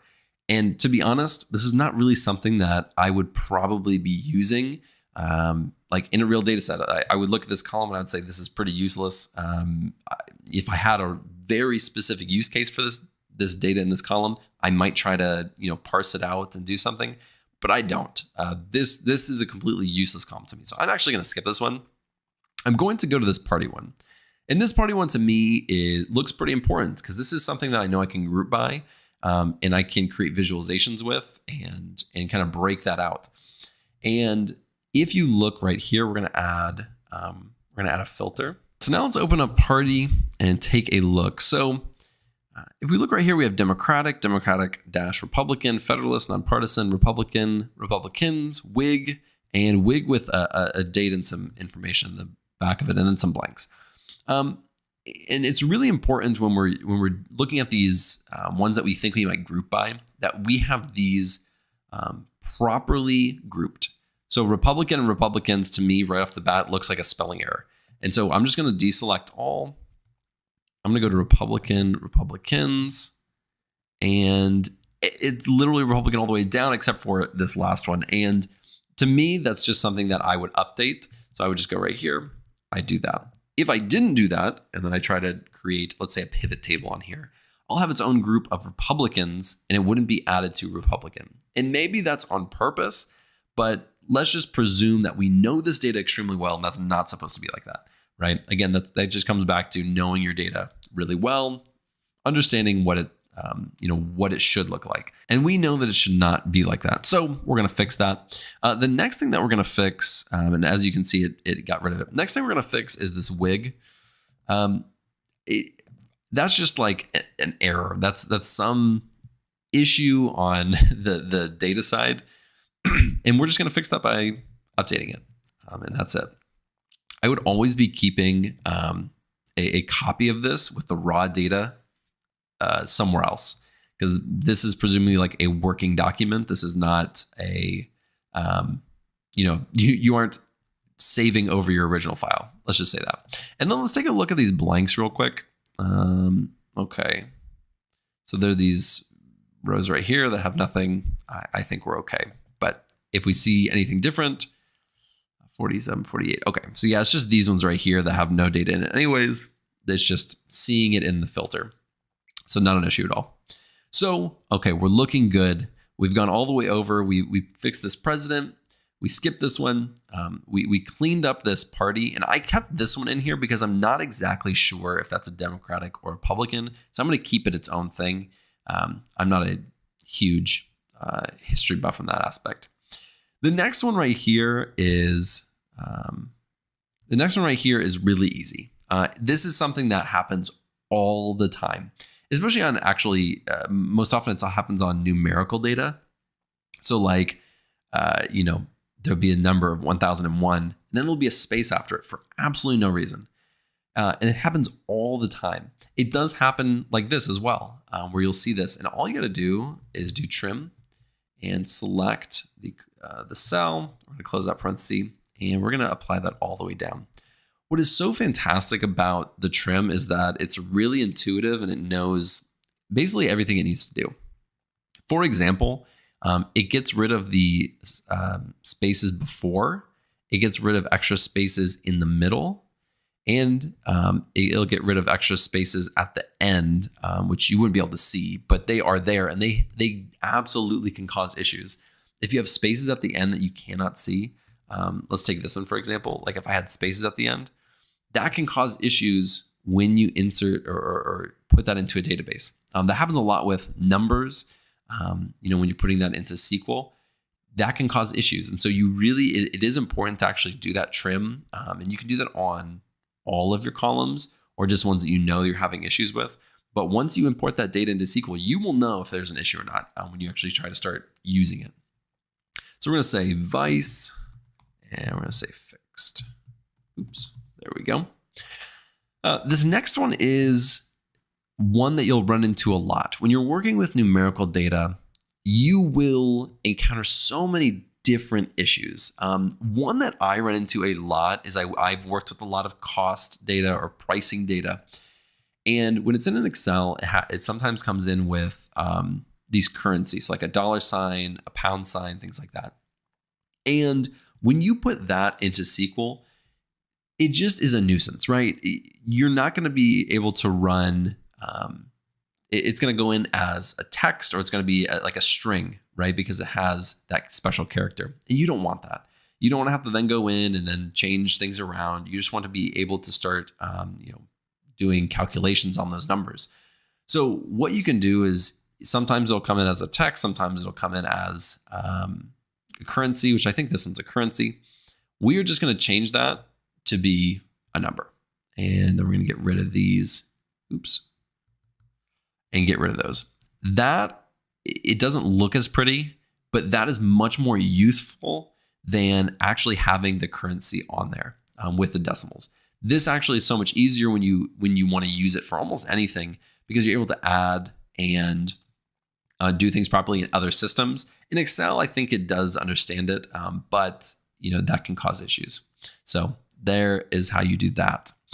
The next thing that we're going to look at is these dates. And just notoriously, whenever I see a date field, I know there's going to be an issue with it. It's very rare that I get a date field that is perfect. It is genuinely is a novelty when that happens. And most of the time it has to do with, let's say a date comes into Excel and it's in a text format, or a date comes into Excel and they're not the same. In this example, they are not the same. And we just want them to all be similar. They say date. If you look right here, it says date. It says date. It looks like it should be the same. But if we go like this, it all looks the same, right? There's no issues at all. If we were to try to use that, it may or may not be an issue, but we don't want to leave that to chance later on. If you're using this with Python or something like that, it can cause issues. Maybe not in SQL because it may see the underlying, what's in the underlying cell, not just what we see, but some systems won't. And so you want to make sure that they're all the same. And so, what we were doing back here with, with the party, and we were looking at this filter and identifying the issues. I usually do that on date fields as well. And oftentimes, just for demonstration purposes, oftentimes I will get something like that. And then I'll come up here and I'll notice that there's this one random number. That happens all the time. And so, you want to make sure that you look at these things and just do at least a quick glance, if not kind of doing a deep dive into it. But all we're going to do is we're going to do both of these, and we're going to do a short date. And let's take a look and see if that fixed it. And so now they are all the same format, and that is fantastic. That is exactly what we want. We're going to go back through here. We're going to get rid of these. Again, this is a working. This is a working document. I'm going to do Control Shift down. Let me go back up. Do Control Shift down and copy. And what I'm going to do right now is I'm actually going to copy. Let me do it right here. I'll show you. Sometimes I do this. It just depends. I'm going to go right here. I'm going to hit right click and I'm going to paste as a value, which means it's not going to take the calculation or the formula that I just did. It's going to actually paste it as that value. So we just replaced it. Right here, you can see up here, it says equals trim of G2. This now that I copied and pasted it over as a value, it got rid of that calculation, and now it is actually a string. So we don't need this anymore. And I'll do the same thing over here as well. I'm going to Control Shift down, copy, and I just hit the right key, or the left key, sorry. Now I'm going to right click and I'm going to do paste as a value. And again, it has this proper, and now it doesn't have the proper, it's actually the value that was here. So that's really important to note. And we're going to get rid of that one. And so now what we have is already looking much better. Now, one of the last things I want to look at is deleting columns that we are not going to use.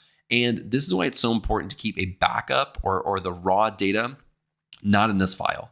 Because if you start saving over this file and this is your raw file, that can mess up a lot of things. And that happened to me before, and it's terrible. And then you have to request another file, or you have to go back and find it or something like that. It's terrible. So this is our working document. So we can mess with this and do whatever we want for our purposes. Now, for us, I can already tell you that this prior is a bunch of nonsense and we do not need it. We're not going to use it for anything. And if we have, this is a very small data set. This only has like, let's say, 1, 2, 3, 4, 5, 6, 7, 8. We have like 8 columns that we're, kind of using that has data, 8 or 9. Now, that's a small data set. I've had ones with literally like hundreds, and it has so many columns, so much data. And sometimes it's good to just trim it back to the things you're going to use. This to me is absolutely useless. We're going to delete that. And then right over here, it's pretty redundant. It's just one number off. But if we scroll down just a little bit, it's basically just counts. You could even call it a unique identifier if you want. Sure, why not? But we don't need both. So we're going to get rid of this first one. And now we have more of the useful and relevant data rather than the stuff that we absolutely know that we are not going to use. These date updateds and date createds, we may never use them, but we might. So it doesn't hurt to keep it on hand. Those other ones are ones that we are almost certain we will never use. Again, keep a backup just in case you need it. You can always go back and get it. So, if you go back to what we started with and you look at what we have now, it is much cleaner. It's much more usable. And these are small, subtle changes, especially with this very small data set of only like 50 rows or 46 rows. But you're going to be working with data sets that are thousands, tens of thousands, hundreds of thousands of rows.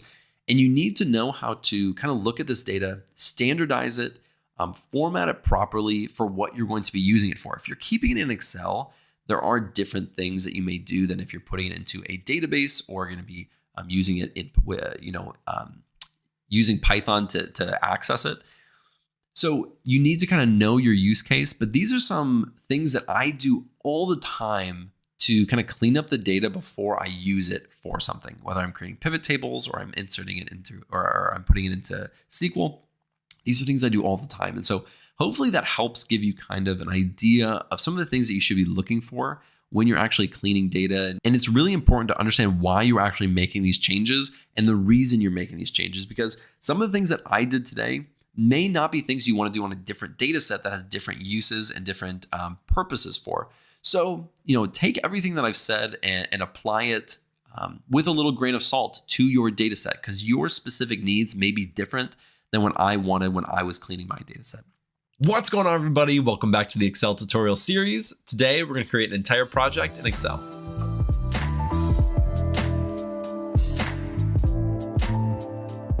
Now, if you've never done a complete project in Excel where you take the data, you clean it, and then you create an actual dashboard where people can click on things and filter things, this is going to be a really great learning opportunity, as well as potentially, a simple project that you can use for your portfolio, or you can spice things up and go a little farther than what we're going to be doing in today's video. I will walk you through every single step of the way, and hopefully we learn something together. And without further ado, let's jump right into it. Let's jump onto my screen and get started with the project.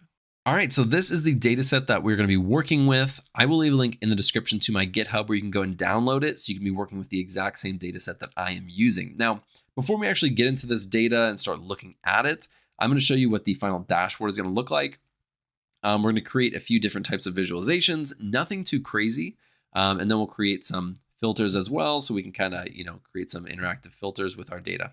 So let's go right on over to our data set. Now I'm going to hide this because we are not going to use that. But what I am going to do before we do anything is I'm going to create a dashboard. And I'm going to create a pivot table. Oops. And I'm going to create a working sheet. So all these things have different uses, and I'll explain that as we go along. So this is our data set. I'm going to copy this over to our working sheet. When I go into, an Excel and I'm working on something, I don't like to, use just the one that I was using in case I mess something up and it saves over it or some issue. I like to create a working sheet and keep the raw data right over here. It just makes my life easier. I don't have to save it and then, open up a different Excel to compare them. So we have our bike buyers. This is our working sheets. This is our raw data. This is the one we're actually going to be working on today. So let's start looking at it really quick and just kind of glance and see what data we're working with. And then we'll start cleaning it up, making it more useful for what we are going to be using it for. And then we'll start building out the dashboard. So right here, we have an ID. That should be a unique ID to each person. This is their marital status, so married or single.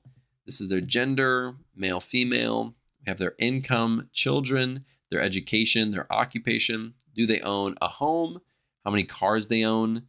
How long their commute is, the region where they live, their age, and if they purchased a bike. And this column right here is extremely important. This is going to tell us whether they did or did not buy a bike. So we got their information. They're looking for a bike, but they either decided not to buy a bike or they did buy a bike. And we're going to be using that one a lot in this video.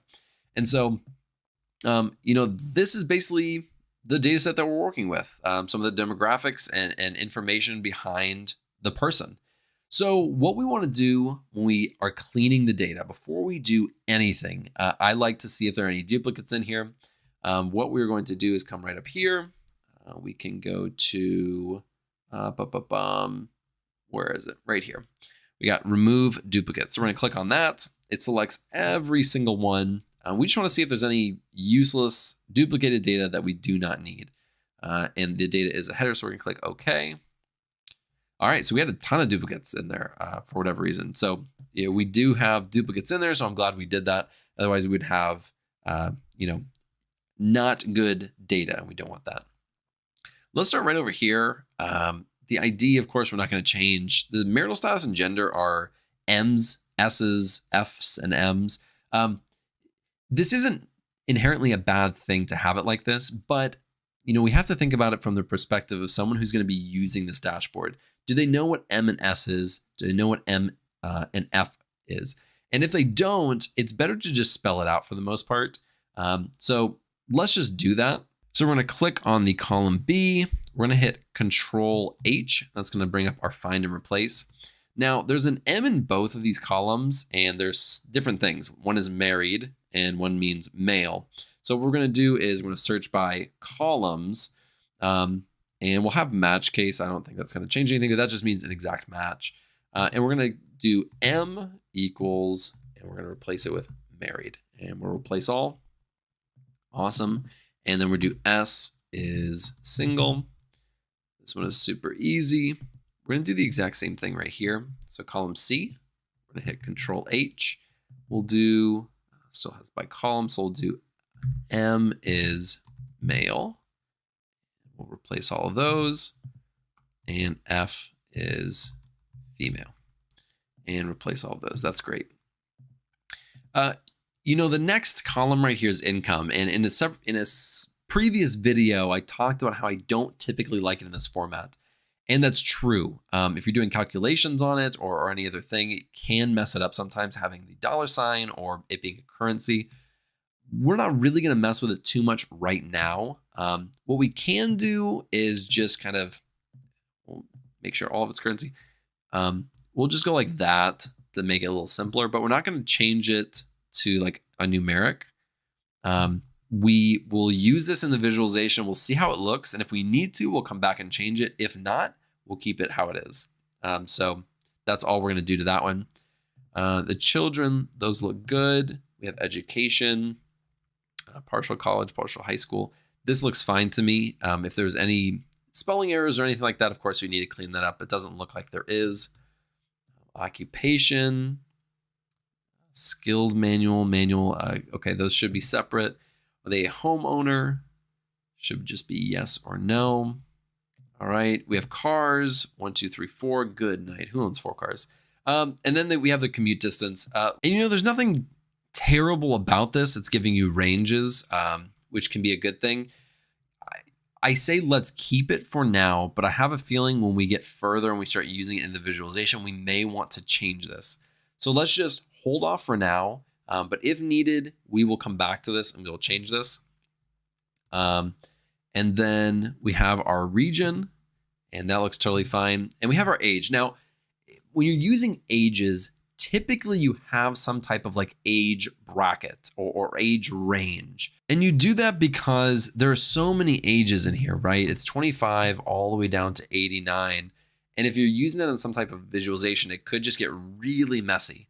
And so you'll create kind of, just brackets around these so that you can kind of condense it and make it a little bit easier to understand. So let's do that and just create a new column, and then we can use that for our dashboard. So let's go right up here. We're just going to create a new column. We'll call this age brackets. And what we can do is we can use an if statement to kind of say if it's older than or less than, and kind of give them these ranges. That's one way to do it, and that's the way we're going to do it right now. So let's go up here. And what we want to do is we're going to say equals, and we're going to do if, and we're going to close that parentheses. Now, what we're going to say is if this, we'll go right back up here. If this is less than, so we're going to do this, 31, and we're going to say comma. So if they are less than 31, what do we want to call them? What do we want their name to be? We'll call them adolescent. Oops, that's not how you spell adolescent. Adolescent. And then if they're not, what we're going to do is we're going to say it's invalid. Okay, and let's just see if this one works first. All right, it's not working at all. Okay, so basically what we did was incorrect. We did it backward.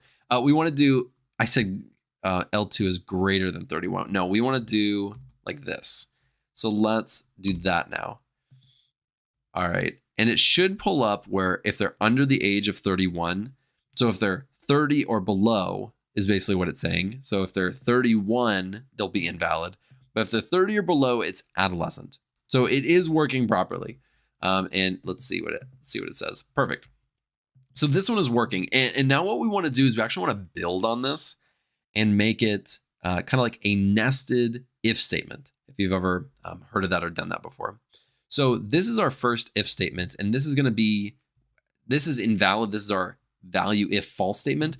This whole statement is going to become our value if false for a different if statement. So let me write it out, and hopefully that'll make sense.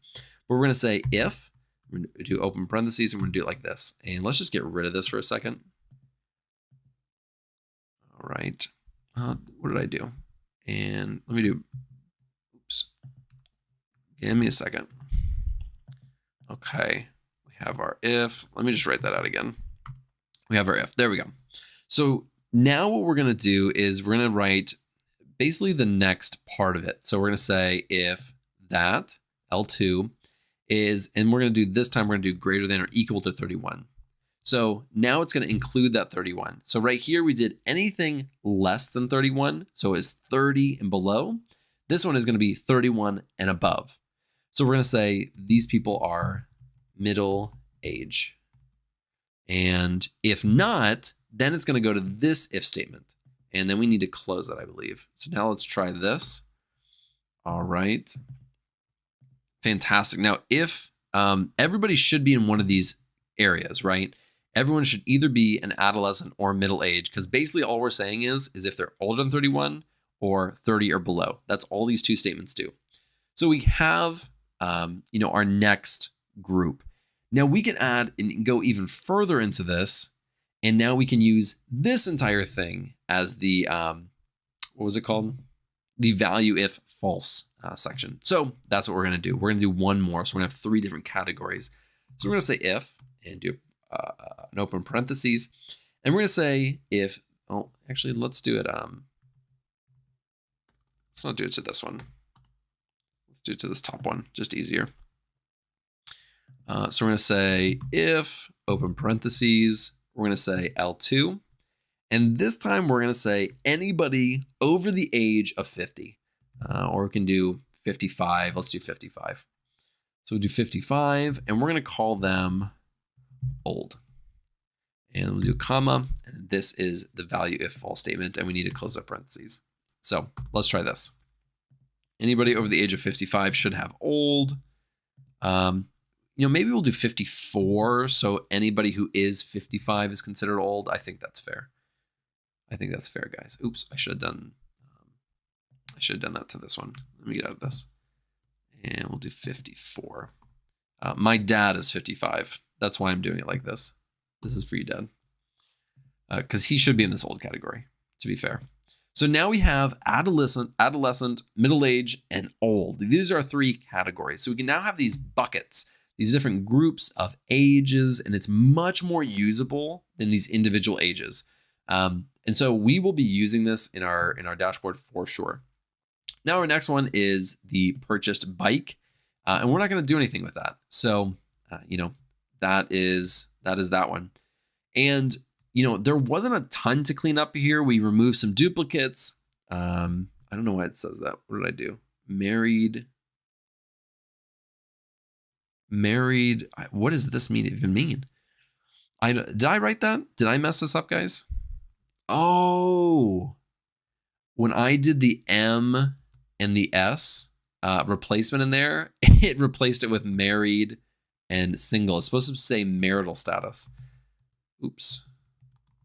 Thanks for catching that, guys. Thanks for catching that. I hope that's how you spell marital. We'll see. So we are going to keep it just like this. Now, what we are going to do is build pivot tables with this data. So we had our raw data, we have our working sheet, and now we want to create pivot tables. And pivot tables is how you actually help build your dashboards or help build your visualizations. So we're going to go right here. We're going to hit, whoops, let me get rid of that. We're going to go right here. We're going to insert, and we're going to say pivot table. And it's going to ask us what range. So we're going to go back to the working sheet, and we'll just click here and hit Control A. This is going to select all of our data for us. So it's really easy, and we're going to hit OK. And so now we have all of our pivot. I don't need to pull it out that far. That was way too far. And now we have all of our pivot table information over here. And so that should make it really easy to, actually build out. So what we're going to do is start selecting what columns and what data we actually want to work with. So the first one that we are going to build out is a dashboard that is basically looking at the average income of somebody who either bought or did not buy a bike. So we need in this one, we're going to need their income. That's definitely going to be a value right here. But we want to break it out by male and female. So let's look at their gender. We're going to pull that down into the rows. So this is basically a sum. And no, let's look at, let's make this an average. So I just went to the, I clicked right here. I went to the value field settings, and we're just going to do an average. All right. And then we are going to make these, and as you can see, there's 4 decimal points. We'll keep it as is right now, but we may need to go back and change something. And then we're going to look at if they purchased a bike or not. And we're going to put that right here. So we can see that right here for the people who did not buy a bike, the females, their average salary was $53,000. The average salary for males was $56,000. For yes, the ones who did buy a bike, the average salary was $55,000 for female and $60,000 for male. So the people who had a little bit more money are buying bikes, and we can also see that the men are making more money in this data set just overall in general. So let's make the visualization really quick, but I don't know. I'm not a huge fan of these decimal points, and maybe we can just change that in the visualization. We'll see. Oops, that's not what I meant to do. Let's do that. So what we are going to do is we're going to click into here. We're going to click Insert, and we're going to go to these recommended charts. And it's going to bring up basically every single type that we would want. And we can just click in here and see which one looks good. Oh yeah, I love those 3D ones. Those are my favorite. You guys know that. Let's use this one right here. Pretty simple. Whoops. Let's pull this right over here. And as is, it looks pretty good. You know, it shows male, female. We have the average or the incomes right here, whether they did or did not purchase it.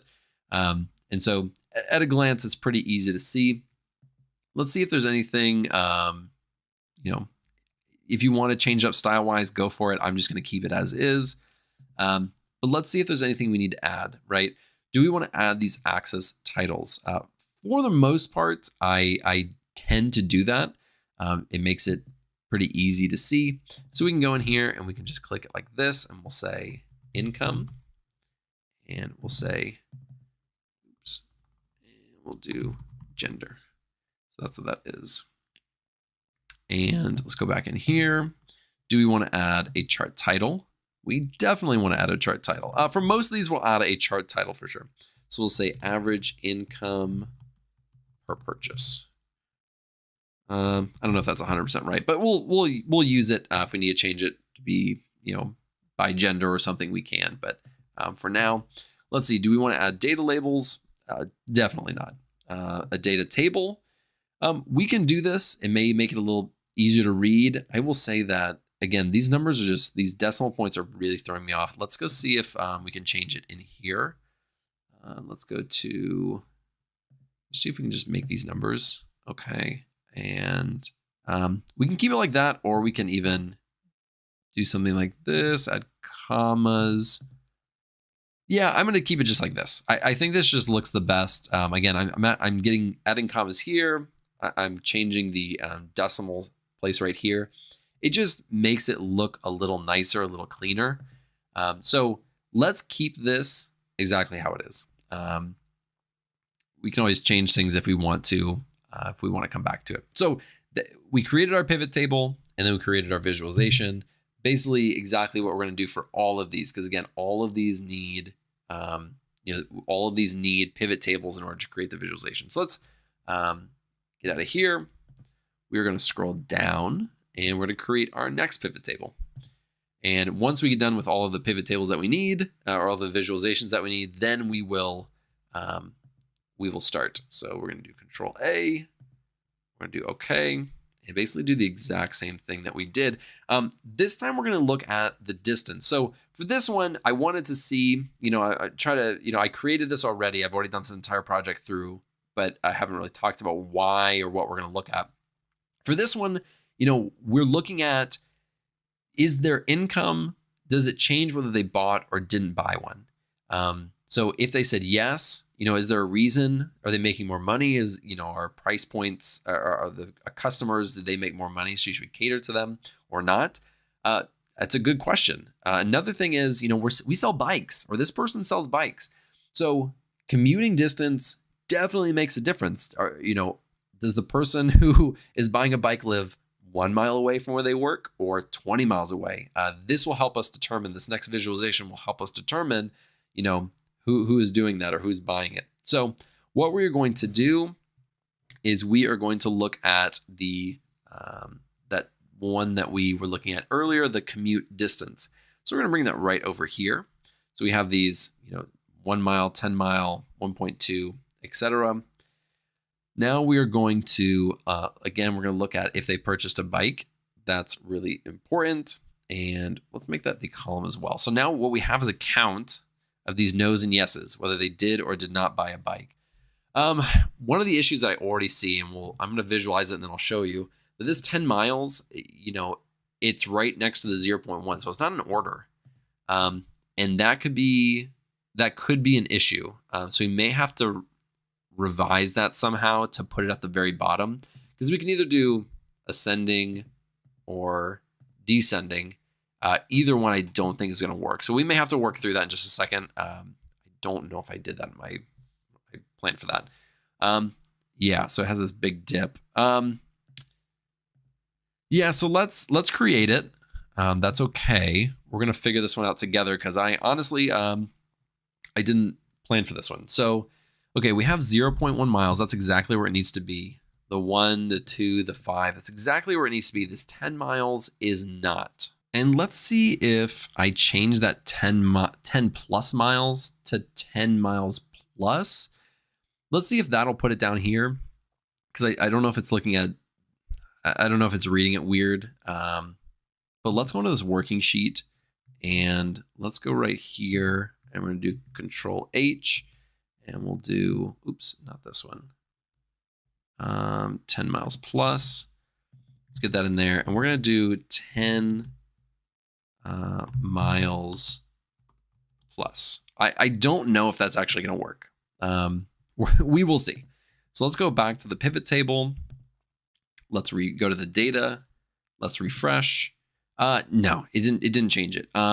Okay, so let's think about this. Maybe if we change it to like a letter, it might change down here. So start it with miles. That could work. Let's try it. Okay, it's already selected. Let's do, where's the 10 plus miles? Okay, so let's do more than 10 miles. And we'll replace all. Let's get rid of this. Let's go to the pivot and refresh. All right. Okay, so it's not perfect, but it works. And for what we're doing, I think we'll keep it how it is. So we have our second one. And, you know, there are different ways you can kind of change this one. You know, on the last one, we did a ton of different stuff. We can do, just do commute distance. And we can say, what do we want to say on this one? What is this? Oh, this is the count. Do we have to keep this one? No, there we go. I'm just going to do just one and say commute distance. And let's add a title. Chart title, we can make this one, let's say distance per customer.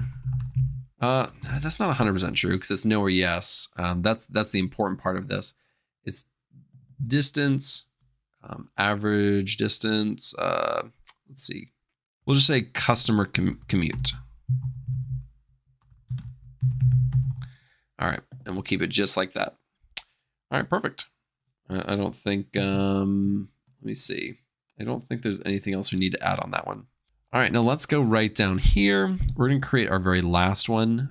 We only have 3, so, you know, sometimes you'll have a ton. Sometimes you'll have like one on each sheet and you'll create multiple sheets, but do Control A. Now we have our thing. Now, this one, we're going to be looking at these age brackets that we were looking at, that we created. Something that I do honestly a lot is kind of bracket things into groups like this. And, you know, for this, I'm just kind of made them up, but, you know, it's good to know how to do this because I promise you this one happens a lot, or I use this one a ton. And then we just want to look at who purchased a bike. So the same thing as we did before. So like purchase a bike, count of the purchase, you know, pretty easy. So we just have the count of either no or yes for these age ranges. And let's go to the insert. We'll go to recommendation. I personally like a good line for this one. So let's, this is already interesting. Maybe do something like this. That's nice. See, this one versus this, it just adds a dot. Well, it looks nice. We'll keep that one. So just really quick at a glance, really interesting. People under the age of 30 are not buying that many bikes. Age 30 to 54, 31 to 54, buying a ton of bikes. They buy more bikes or look at bikes more than anybody. Really interesting. But you know, we'll make the dashboard a little bit. Let's make these chart titles. We'll do the horizontal. We'll just call this age bracket. And then we'll add a chart title. Again, you can add some extra stuff if you want to, but you don't need to. None of this other stuff we really need. I'm just kind of looking at the stuff we do need or do want. So what do we want to call this one? Let's call it customer age brackets. And it's not perfect, but we'll keep it as is. For comparison, let me see if I can copy or use this real quick. Instead of the age brackets, I'm going to get rid of this and use the age. And then let's use, let's insert recommendation. We'll use a line and we'll use this. So this compared to this, just think of it like if a customer or consumer, or not a customer, if somebody you're working with is trying to use this dashboard and understand this dashboard, this is going to be just, it's going to, I don't know, it might melt their brain. It just makes no sense. It makes sense. It's just all over the place. It's really hard to make sense of this. It really is. I mean, you can kind of see a pattern going up around like the mid 30s and then it trends downward, but it's hard to see. It really is. So doing these brackets really helps. And you can even add, adolescent, 0 to 30 underneath it. And in fact, we may want to do that. Why not? Let's do that. Oh, whoops. So why don't we do that? Why don't we go back? Because I'm doing this on the fly. Why don't we go back? What am I doing? Whoops. And this is all calculated, but let's do adolescent 0 to 30. Let's do middle-aged 31 through 54, and then old 55 plus. Let's see if this breaks anything. I hope it doesn't. And we'll go back to our pivot table. Let's refresh the data. Okay, it did mess with stuff. Okay, never mind. Guys, that was a terrible idea. Don't do that. Perfect. Let's get rid of that. That was a terrible idea. Don't do that. I'm glad we tested it out though. I like to see if it was going to work. No, it messed with the order of things. I intentionally named them adolescent, middle-aged, and old because it makes sense for the visualization. But if I change something and it messes with it, I'm not going to mess with it. It was just an idea on the fly, guys. Come on. All right, so let's start building out our dashboard. Now, when we're building our dashboard, what I personally like to do is to have this pivot table sheet, and then I will copy them over, and later we'll hide these other sheets, and I'll explain that a little bit. But I like to have this one for us. So we're going to copy this. So I just click on it, hit Control C. We're going to paste it right over here. Let's just make them small for now. Oh gosh. No, let's not do that. Oh, these look terrible. Okay. Anyways, let's copy this one over. Oops.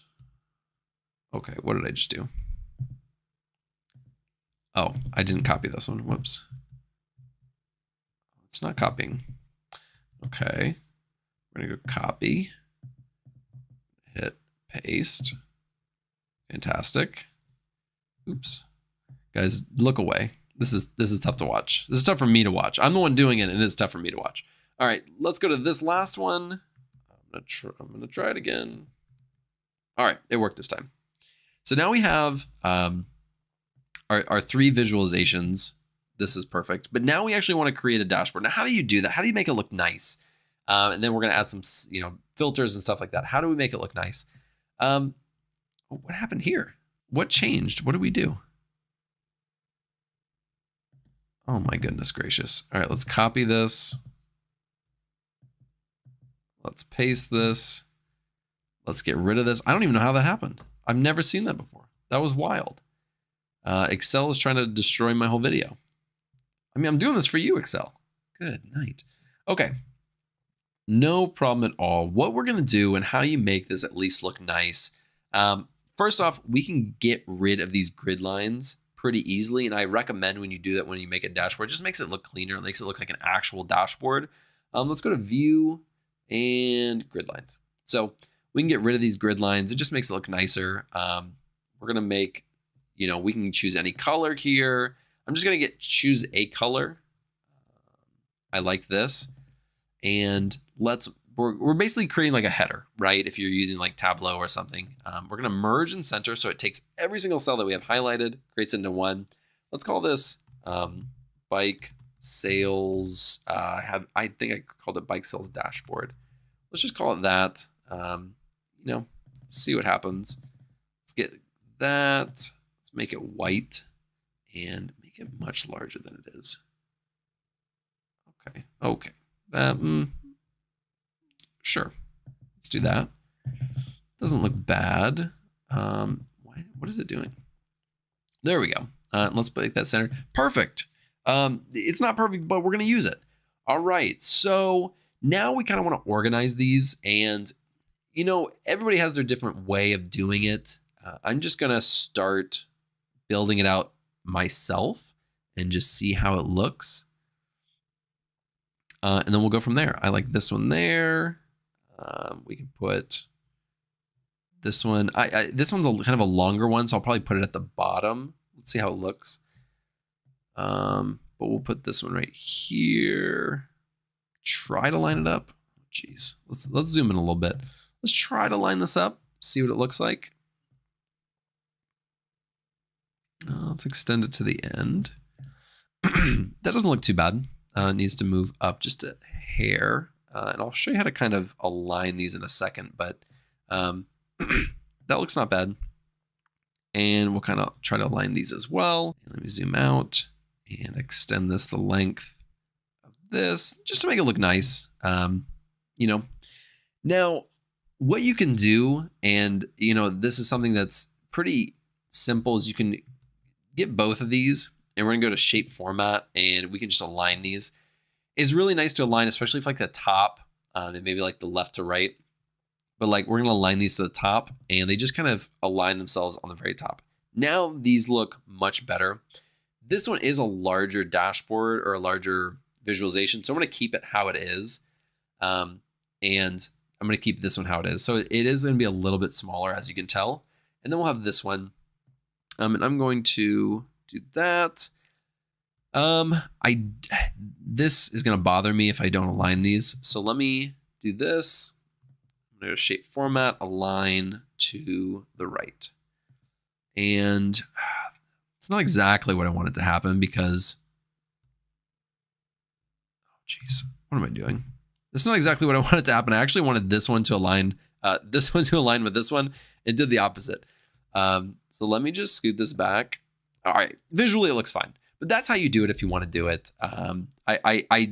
If you have multiple of them like this, you can make it look bad. So we have our dashboards. This is already looking really good. I like how this looks. Colors are coordinated. We have a kind of a theme throughout, and it looks nice. I actually kind of want to change this one to, let's see. I don't know, maybe if I did like that, it'd look nicer than all of them. Yeah, this does look nicer. It doesn't change much either. Guys, should I do it? All right, we're going for it. We're changing the design on the fly. Should I do it for all of them? Let's see. It doesn't fit. Doesn't fit.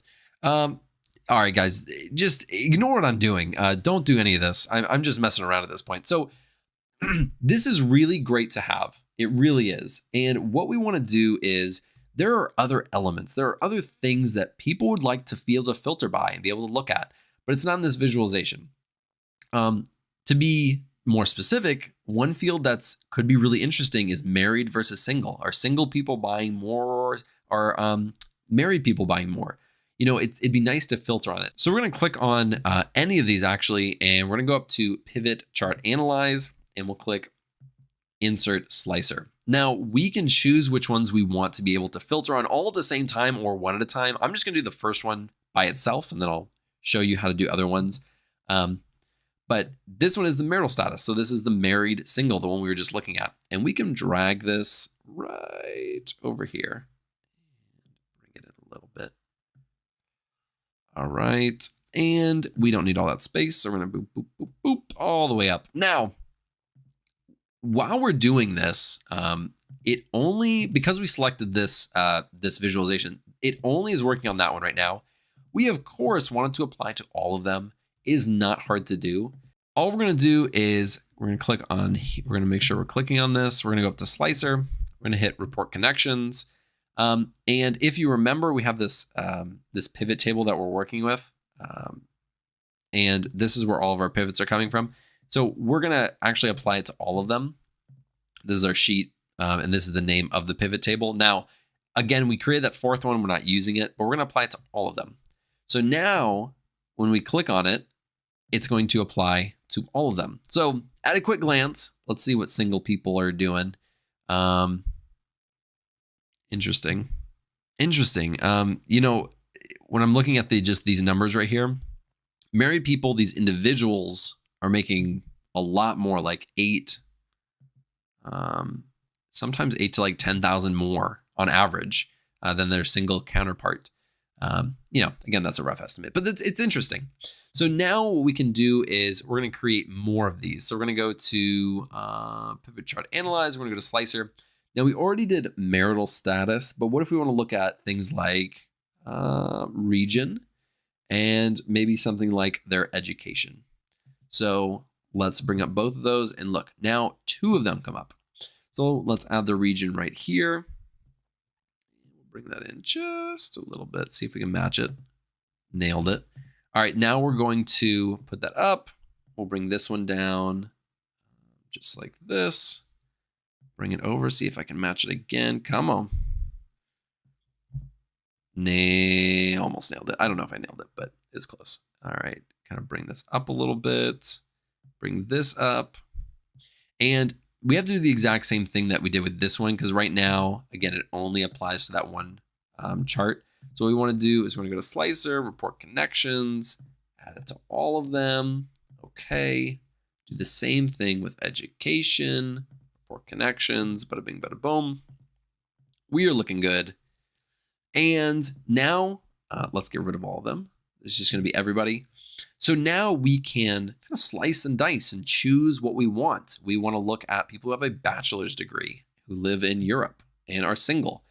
And this is the information that we have on those people. So now we can narrow it down by certain demographics even further and look at this key information. So we may not, look at counts and averages of these things, but we're able to filter on them. And that's really great to know. So bachelor's degrees on average are making 60s, 70,000. Let's look at graduate degrees. Okay, a little more. But again, I'm just looking at random stuff. But you can mess around with this. Take a look at some stuff. This to me, I want to make this color darker. I feel like it'd look nicer darker. There we go. Oh yeah, that's way better. This to me it's a good dashboard, right? You have key information that you're looking at, nice visualizations. It's color coordinated. You have these slicers on the side. To me, this is a fantastic, just simple dashboard. And there are so many other things that you can do with this data, and you can make it unique and you can add your own spin on it. And I highly recommend that you do that. Push yourself, go past what we just did today and add your own stuff and use this. And then you can add this to your portfolio website and show this off and show people that you know how to use Excel, which is a fantastic thing to know how to use and show off. So with that being said, I hope that this project was helpful. I hope that you learned something along the way. I know I did. I was learning things as we were going, and I hope that you didn't mind that I took some detours along the way for your amusement as well as my learning. So with that being said, thank you so much for joining me. I really appreciate it. I hope you have a good day, and goodbye.